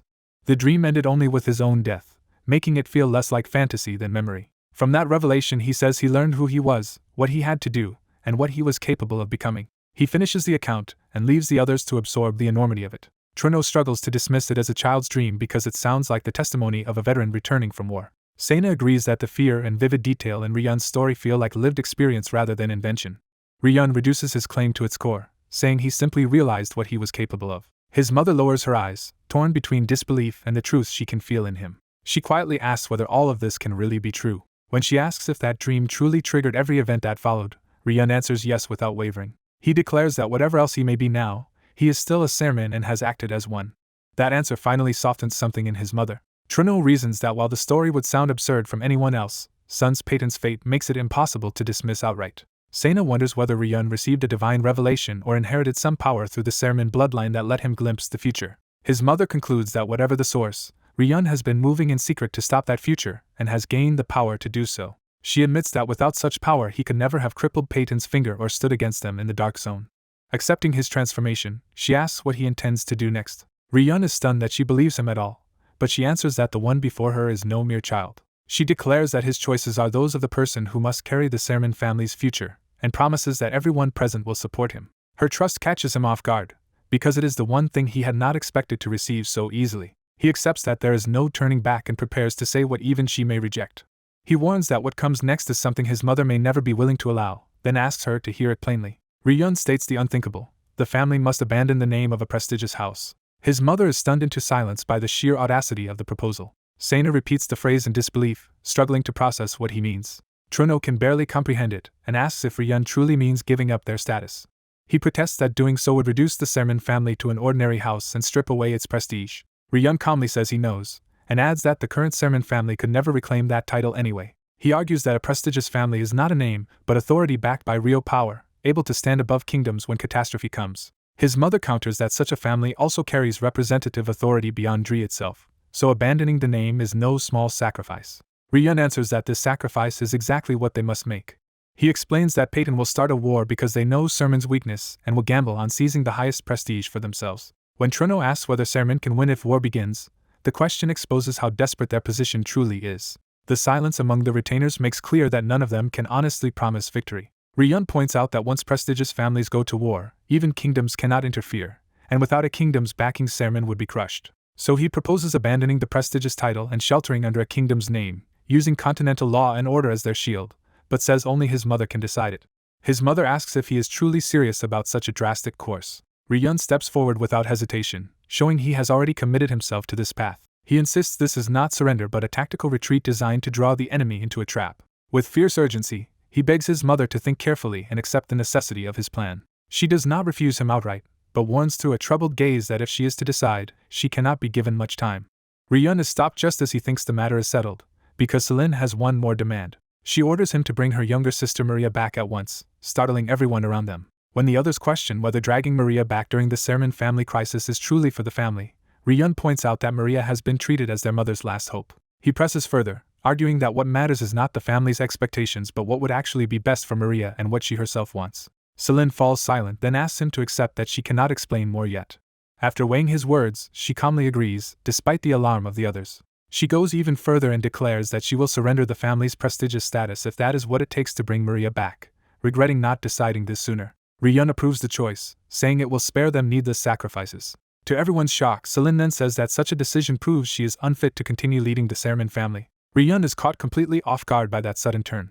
His surprise turns comic as the weight of her declaration hits him. Celine reminds him that before being family head or holy knight, she is first his mother. She says that if he speaks of taking responsibility for Sermon, then as current head she must test whether he is truly qualified to bear it. Her condition is simple and terrifying.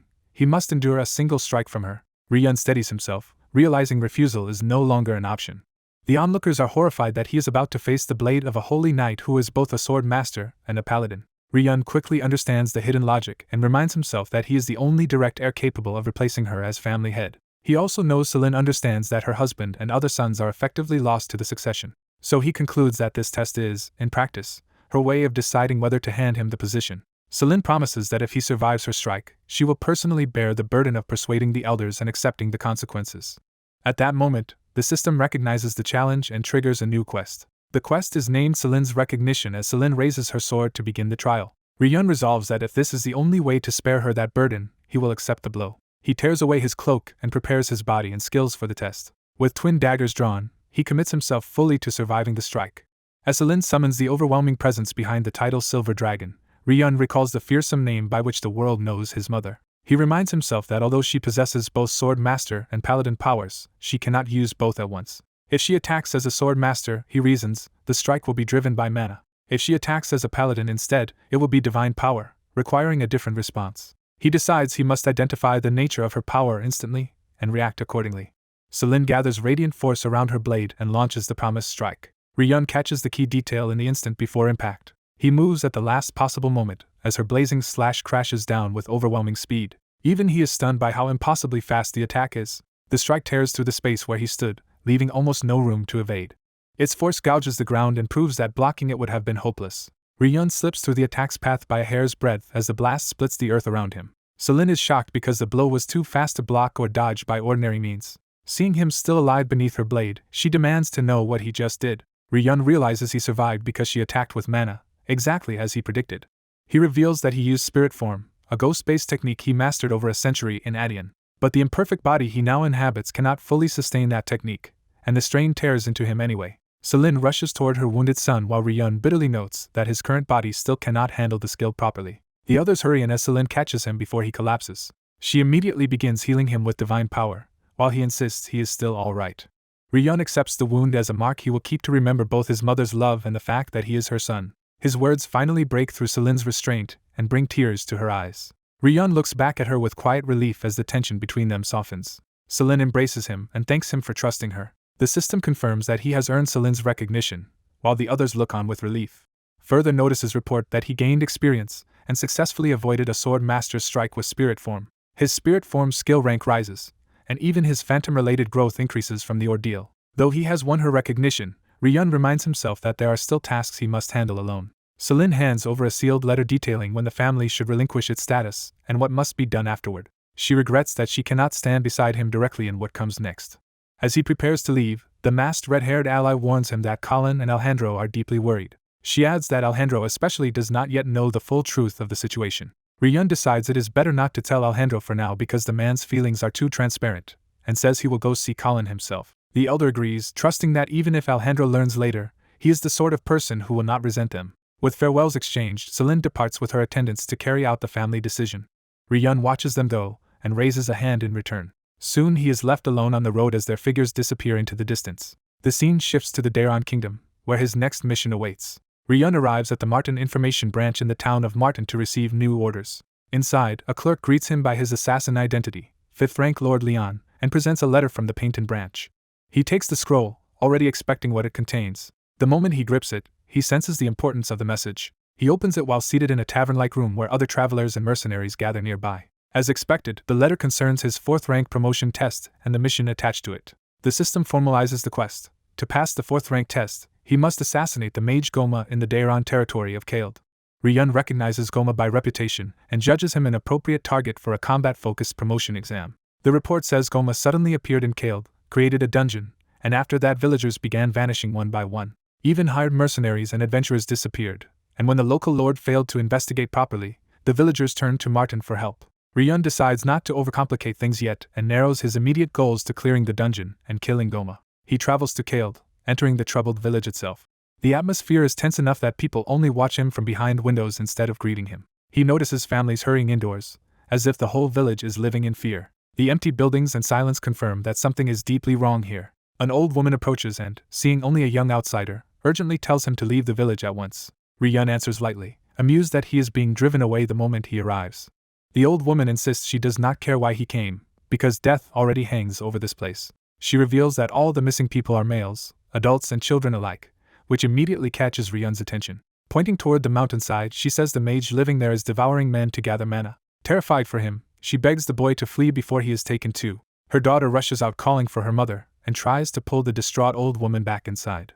When Ryun asks what is happening, the daughter dismisses the warning as grief from a woman who lost her son. Trying to smooth things over, she asks whether he came from outside the village. She cheerfully directs him to the inn and recommends it as a decent place to stay, even while dragging her mother away. Ryun notes the sharp contrast between the daughter's friendliness and the old woman's desperate attempt to drive him off. As the old woman keeps screaming that the mage will devour him too, the daughter struggles to silence her. She finally hauls her mother away by force, leaving Ryun alone with the contradiction. He watches them disappear, more suspicious than before. Remembering the warning in his mission file, he recalls rumors that the disappearances may be a trap to lure outsiders and offer them to the mage instead of village men. That possibility makes him reconsider every word he has heard so far. For the moment, he decides to follow the daughter's suggestion and head to the inn. He reminds himself that an assassin must never rush a kill based only on supplied information, especially when the situation already feels wrong. He also senses that there are specific people in this village he needs to meet before acting. That night, 2 cloaked figures appear on a rooftop under the moon, watching the village from above. The quiet inn below becomes the center of several converging schemes. Inside, the innkeeper's daughter identifies the old woman as Granny Sarman when Ryun asks about her. She explains that Sarman is a pitiful woman who lost both of her sons. She insists that the disappearances of the village's men are real. According to her, the victims include not only villagers but also travelers and mercenaries who came here. She warns Ryun to be careful as well, and when he asks about the Lord, she admits the authorities did little. The Lord sent soldiers to investigate, but they supposedly found nothing. Still, she says the matter will soon be resolved because the villagers pooled their money to hire a fixer. She proudly names that fixer as Martin, the assassin guild of the Asin family, convinced they will solve everything. Ryun realizes the request truly came from the villagers rather than the local lord. The innkeeper adds that hiring Martin cost the village a great deal of money. Even so, she awkwardly advises him not to stay in the village too long, while several cloaked newcomers arrive at the inn. Their entrance breaks the calm and draws Ryun's attention immediately. He turns, sensing that these arrivals matter. A 4-person mercenary party enters, including a mage and several hardened fighters. Ryun identifies them as mercenaries and begins assessing them at once. The presence of a mage in the group suggests they are more capable than ordinary sellswords. Their leader brusquely orders food and complains about having to come all the way to such a remote village. One member confirms they are indeed here to meet a client. Ryun notices the silver badges on their chests, and judges them to be fairly skilled silver-rank mercenaries. Before he can study them further, the door opens again. Another light set of footsteps enters the inn. A pink-haired girl in a hooded red outfit walks in alone, calm and confident. She asks the mercenaries whether they are the client, and they answer no. She takes in the group without the slightest intimidation, while they stare back in confusion. Then she drifts over to Ryun's side as if she belongs there. Ignoring his mood entirely, she asks whether she can sit beside him. Without waiting for permission, she settles in comfortably and makes herself at home. Ryun instantly senses trouble. The girl introduces herself as Ravina with a bright, disarming smile. Ryun snaps that he never agreed to let her sit there. Ravina casually calls him Leon, exposing that she knows his alias and shocking him. He remembers the note from Sapphire that an assistant would be sent for the dungeon raid because the target is likely hiding inside the dungeon. Annoyed, he realizes this guide is his assigned support, and scolds her for saying his name openly. Ravina only beams, delighted to meet him in person. She gushes that she is finally seeing the talented figure everyone at the Martin branch has been talking about. Ryun hurriedly tries to shut her up before she reveals more. The mercenaries nearby remain oblivious, sparing him immediate exposure. He forces Ravina to apologize quietly, and warns her again to keep silent about who he is. The inn's warm calm returns on the surface, though the tension between them remains. At the other table, the mercenaries grow impatient that their client still has not appeared. Their leader tells them to wait a little longer, reminding them they abandoned another profitable hunt to come here. One of them says this is their first dungeon and sees it as a chance to make the Steel Shield Mercenary Company famous and earn promotions. Ryun notes with relief that they did not overhear his exchange with Ravina. Ravina dismisses the mercenaries as mere rookies. With a knowing smile, she says they have no idea how terrifying the dungeon really is. Outside, the moon hangs over the inn as the village sinks deeper into a dangerous night. Ravina repeats that the dungeon's true horror is beyond what those mercenaries imagine. After judging their equipment, she concludes none of them specializes in trap disarming or navigation. She says that means they are relying almost entirely on their mage, which she considers amateurish. With smug pride, Ravina starts contrasting them with professionals like herself and Ryun. Before she can finish boasting, another sound at the entrance hints that the night's real developments are only beginning. An elderly woman quietly enters the mercenaries' tavern with urgent purpose. She identifies herself as Sarman and asks whether they are the Steel Shield Mercenary Company. The blue-haired helper realizes she is the same old woman from the village entrance. Without preamble, Sarman spills out a sack of coins and valuables onto the table. She offers everything she owns to anyone who can defeat the mage on the mountainside and at least return her son's body. Through tears, she explains she only wants to bury her son somewhere warm and bright. The mercenaries' eyes go straight to the glittering payment, especially the unusual ring among the treasure. Their leader grandly accepts the commission and vows that Steel Shield never fails. Even while agreeing, he immediately tries to squeeze more profit from the grieving mother by calling the reward too small. The pink-haired woman beside the helper bluntly judges the mercenaries' greed as shameless. Sarman reluctantly produces one more item when pressed. She reveals a family heirloom ring she meant for her daughter-in-law and offers it too if her son's body is returned. The helper notices something significant the moment the ring appears. A system update identifies the heirloom as a map tied to the location of the hero's soul and marks the quest Veda's legacy has changed. The pink-haired woman notices the helper's sudden change in focus and asks what happened. The helper tries to hide the shock, but the discovery clearly rattles him. The mercenary leader also senses the ring is far more valuable than it first looked. The blue-haired swordsman decides the ring alone makes the job worth taking and cuts off further haggling. Ignoring his team's confusion, the leader orders Steel Shield to move out at once. Once outside, he privately revels in having found such a treasure in an insignificant backwater village. Watching him leave, the helper realizes the ring has turned a simple job into a dangerous windfall. Under the moonlight, the mountain and its hidden dungeon loom over the forest path ahead. At camp, the red-haired mage is asked to appraise the ring before they proceed. Her examination confirms it is definitely magical, though its exact function is beyond her current knowledge. She concludes that if even she cannot identify it, the item must be exceptionally valuable. That uncertainty only makes the ring more enticing to the mercenaries. The leader decides the reward is absurdly generous for killing a supposedly minor rural mage. He savors the thought that the dungeon may hold even more treasure than the ring. The mage agrees that a dungeon built by any mage should contain additional magic items. Driven by greed, the leader pushes everyone to finish the mission quickly. Hidden nearby, the helper and the pink-haired assassin secretly trail the mercenaries into the forest. The helper reflects that confidence without proper caution is a fatal weakness in dungeon work. He judges the mercenaries reckless for charging in without gathering real intelligence first. The assassin teases both the mercenaries and the helper, saying none of them seem to grasp the basics properly. The helper admits he followed because he could not ignore the suspicious situation, though he initially thought a small rural dungeon would be manageable. The assassin guesses he changed his mind because of the magic item they received. She presses further and realizes he is not merely an ordinary guild helper if that item made him move so quickly. With a grin, she asks why he does not simply take the treasure for himself. She even suggests killing the mercenaries and stealing it outright. The helper is visibly unsettled by how casually she proposes murder for profit. He rejects the idea, insisting an assassin is not the same thing as a robber. The assassin only toys with her fingers, amused by his moral line. A cold wind sweeps the mountainside as they continue shadowing the party. Ahead of them, the mercenaries reach the glowing entrance to the dungeon. The portal hums with unstable magic, opening onto a stairway descending into darkness. The mercenaries step inside without hesitation. The helper and assassin stop just outside the threshold and watch the portal's energy swirl. The assassin confirms what they are seeing is a true dungeon entrance. The mountain remains eerily quiet around them, as if waiting for something to happen. The helper grows irritated by the assassin's constant chatter. He snaps at her to be quiet and asks whether she even understands how tailing someone is supposed to work. She begins to answer with mock innocence rather than apology. The helper points to the noise suppression ring and reminds her that stealth depends on the equipment he thought he had provided. She cheerfully reveals the guild, not him, gave her the ring and says the mercenaries are more entertaining this way. Then she gushes over him as a promising new guild talent who received a designated request right after becoming a full member. She abruptly brings up his assassination of Garuda Ani, exposing knowledge of his hidden past. She explains that the fallen Rose family paid Martin an enormous sum for that designated request. The helper immediately asks how enormous that payment really was. She answers that the reward was 100 gold. He is outraged to learn the full amount went to Martin instead of being paid separately to him.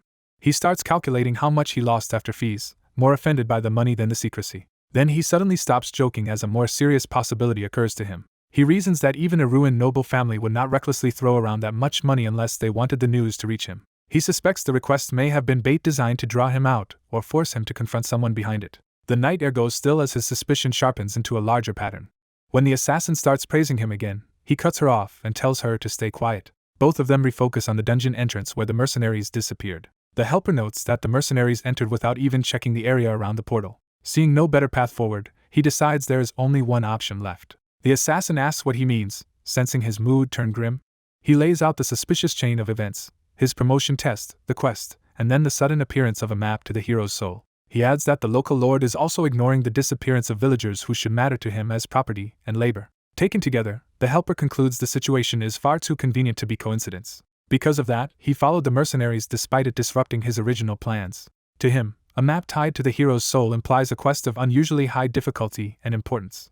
He decides the system is not rewarding him randomly, but steering him toward this place. The pattern reminds him more and more of the old Adian system he once knew. Even without relying on the system, he is convinced the village is hiding something deeply sinister. As they stand at the entrance, a sudden cry from inside breaks the silence. The helper recognizes the mercenary's screams and realizes disaster has already begun. More violent flashes and impacts echo from within, followed by repeated bursts of magic. The sounds of blades colliding confirm the mercenaries are fighting something or each other. A blast erupts near the entrance, shaking the portal and sending debris outward. The helper is startled that explosions are involved too, which suggests the mage inside is not as harmless as rumored. He and the assassin move closer through the settling dust, listening carefully. When the noise abruptly stops, they realize the battle ended far too quickly. The assassin checks the time and says the mercenaries have only been inside about 30 minutes. That means a silver-ranked mercenary company was effectively wiped out in half an hour. The helper concludes that if even a mage who helped them earn that rank could not survive here, the dungeon is far deadlier than expected. He immediately decides they must enter now rather than wait. He explains that the traps already triggered by the mercenaries should not activate again right away, giving them a narrow opening. By studying those spent traps, he says they can learn how to handle the rest of the dungeon more safely. With that plan, he steps over the threshold into the dungeon. The pair descend together, the helper lighting the way with green magic. Almost at once, he senses something wrong in the air and tenses.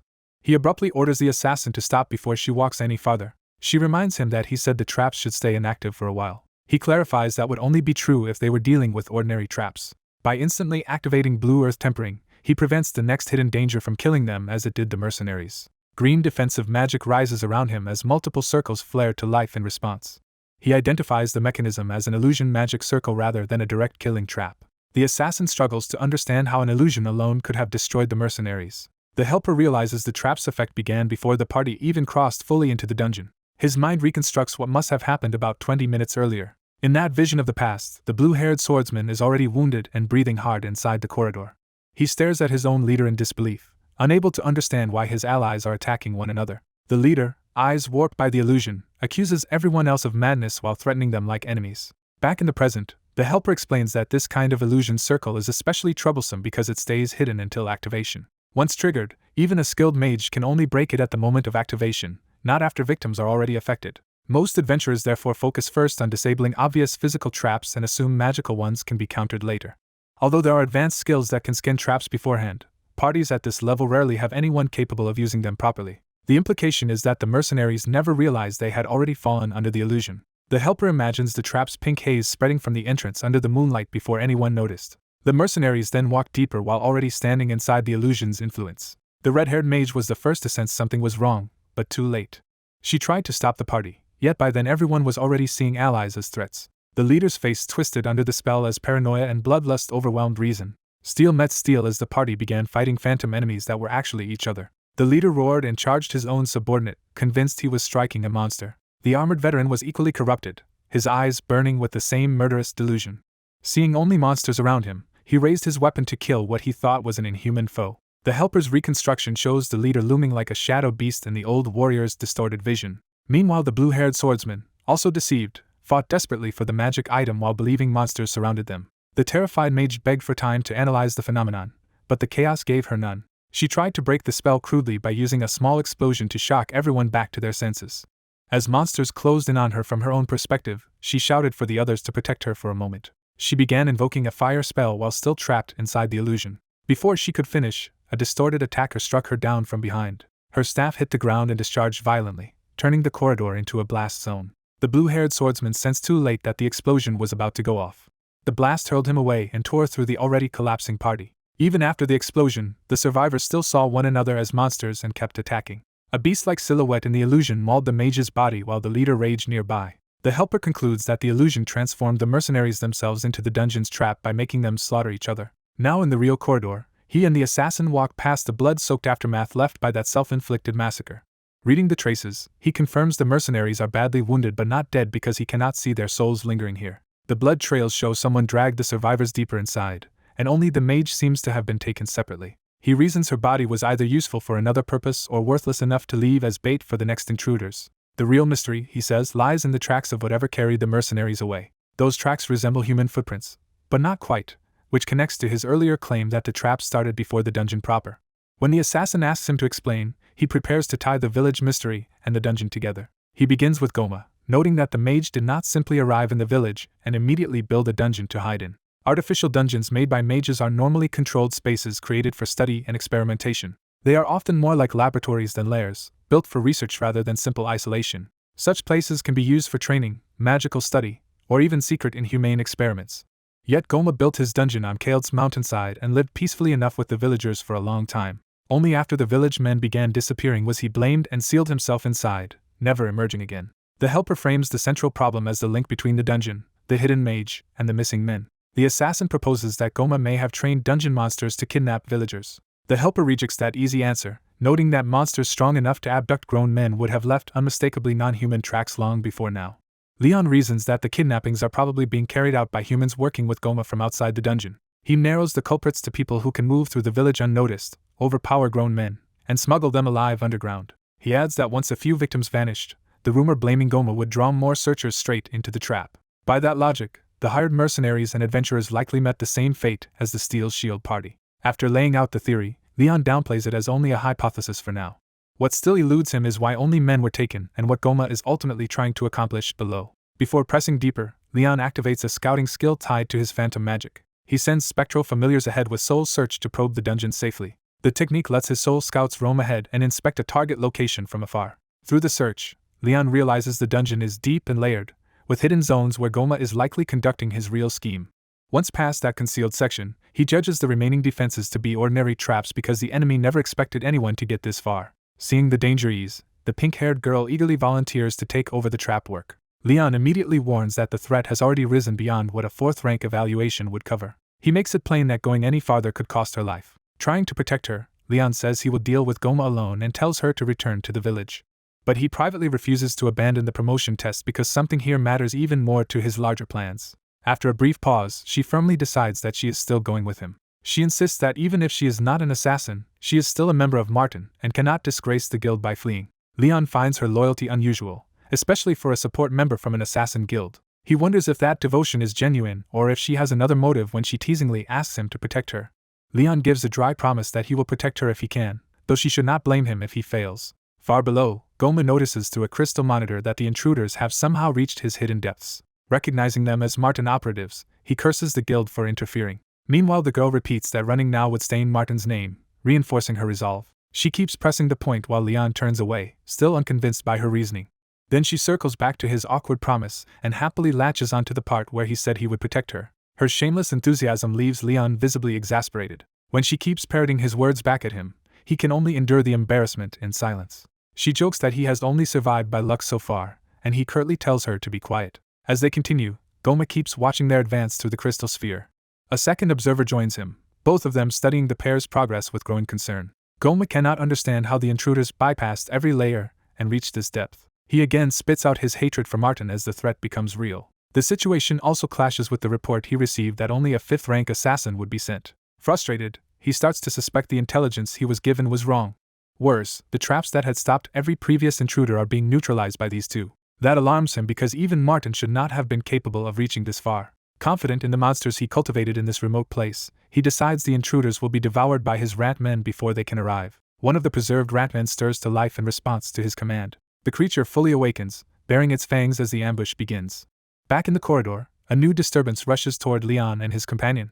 Unbothered, the girl finishes another bit of trap work and announces that section complete. She explains that she has disabled the triggers in the current area and that the next traps will not activate until the following bend. Leon gives her brief approval, acknowledging that her support is genuinely useful. Still, he reminds her that the dungeon's danger is not limited to mechanical traps. In response, she produces a mana stone to deal with the magical side as well. Using the costly item that stores compressed mana and spells, she begins carefully unraveling the trap's magical structure. The mana stone releases controlled energy as she cuts through the spellwork embedded in the passage. Leon notes that disarming magical traps this way still demands high-level skill, so her talent impresses him even with the item's help. She proudly declares the magical disarmament finished too.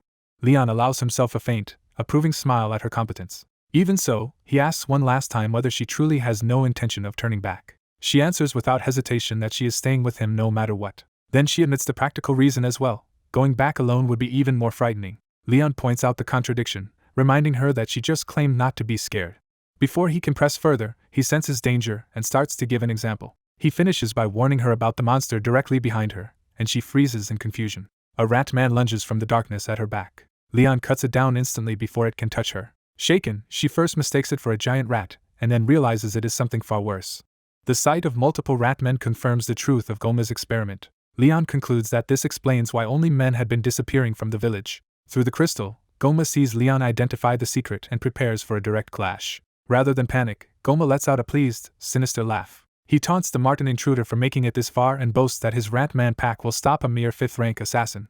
Leon rejects the claim in disbelief, insisting Ratmen should be impossible. He recalls that artificial Ratmen were a lost creation of dark mages, supposedly erased after the Black-White War along with the method to make them. Yet with the creatures attacking him now, he has to admit that forbidden knowledge clearly survived here. He meets the first wave head-on, carving into the Ratmen before they can surround him. A fierce grin spreads across Leon's face as the fight becomes one he knows well.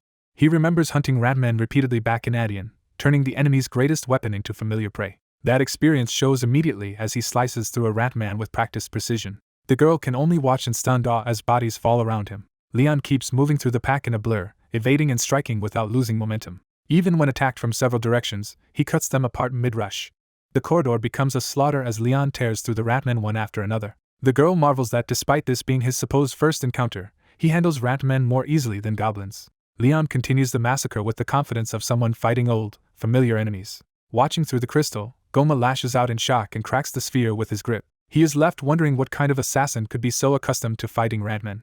Realizing the intruders may actually reach him, Goma begins preparing for the worst. He moves toward the chamber's central mechanism, intent on securing what matters most. Staring at the glowing device, Goma swears that no matter what happens, he will never hand it over.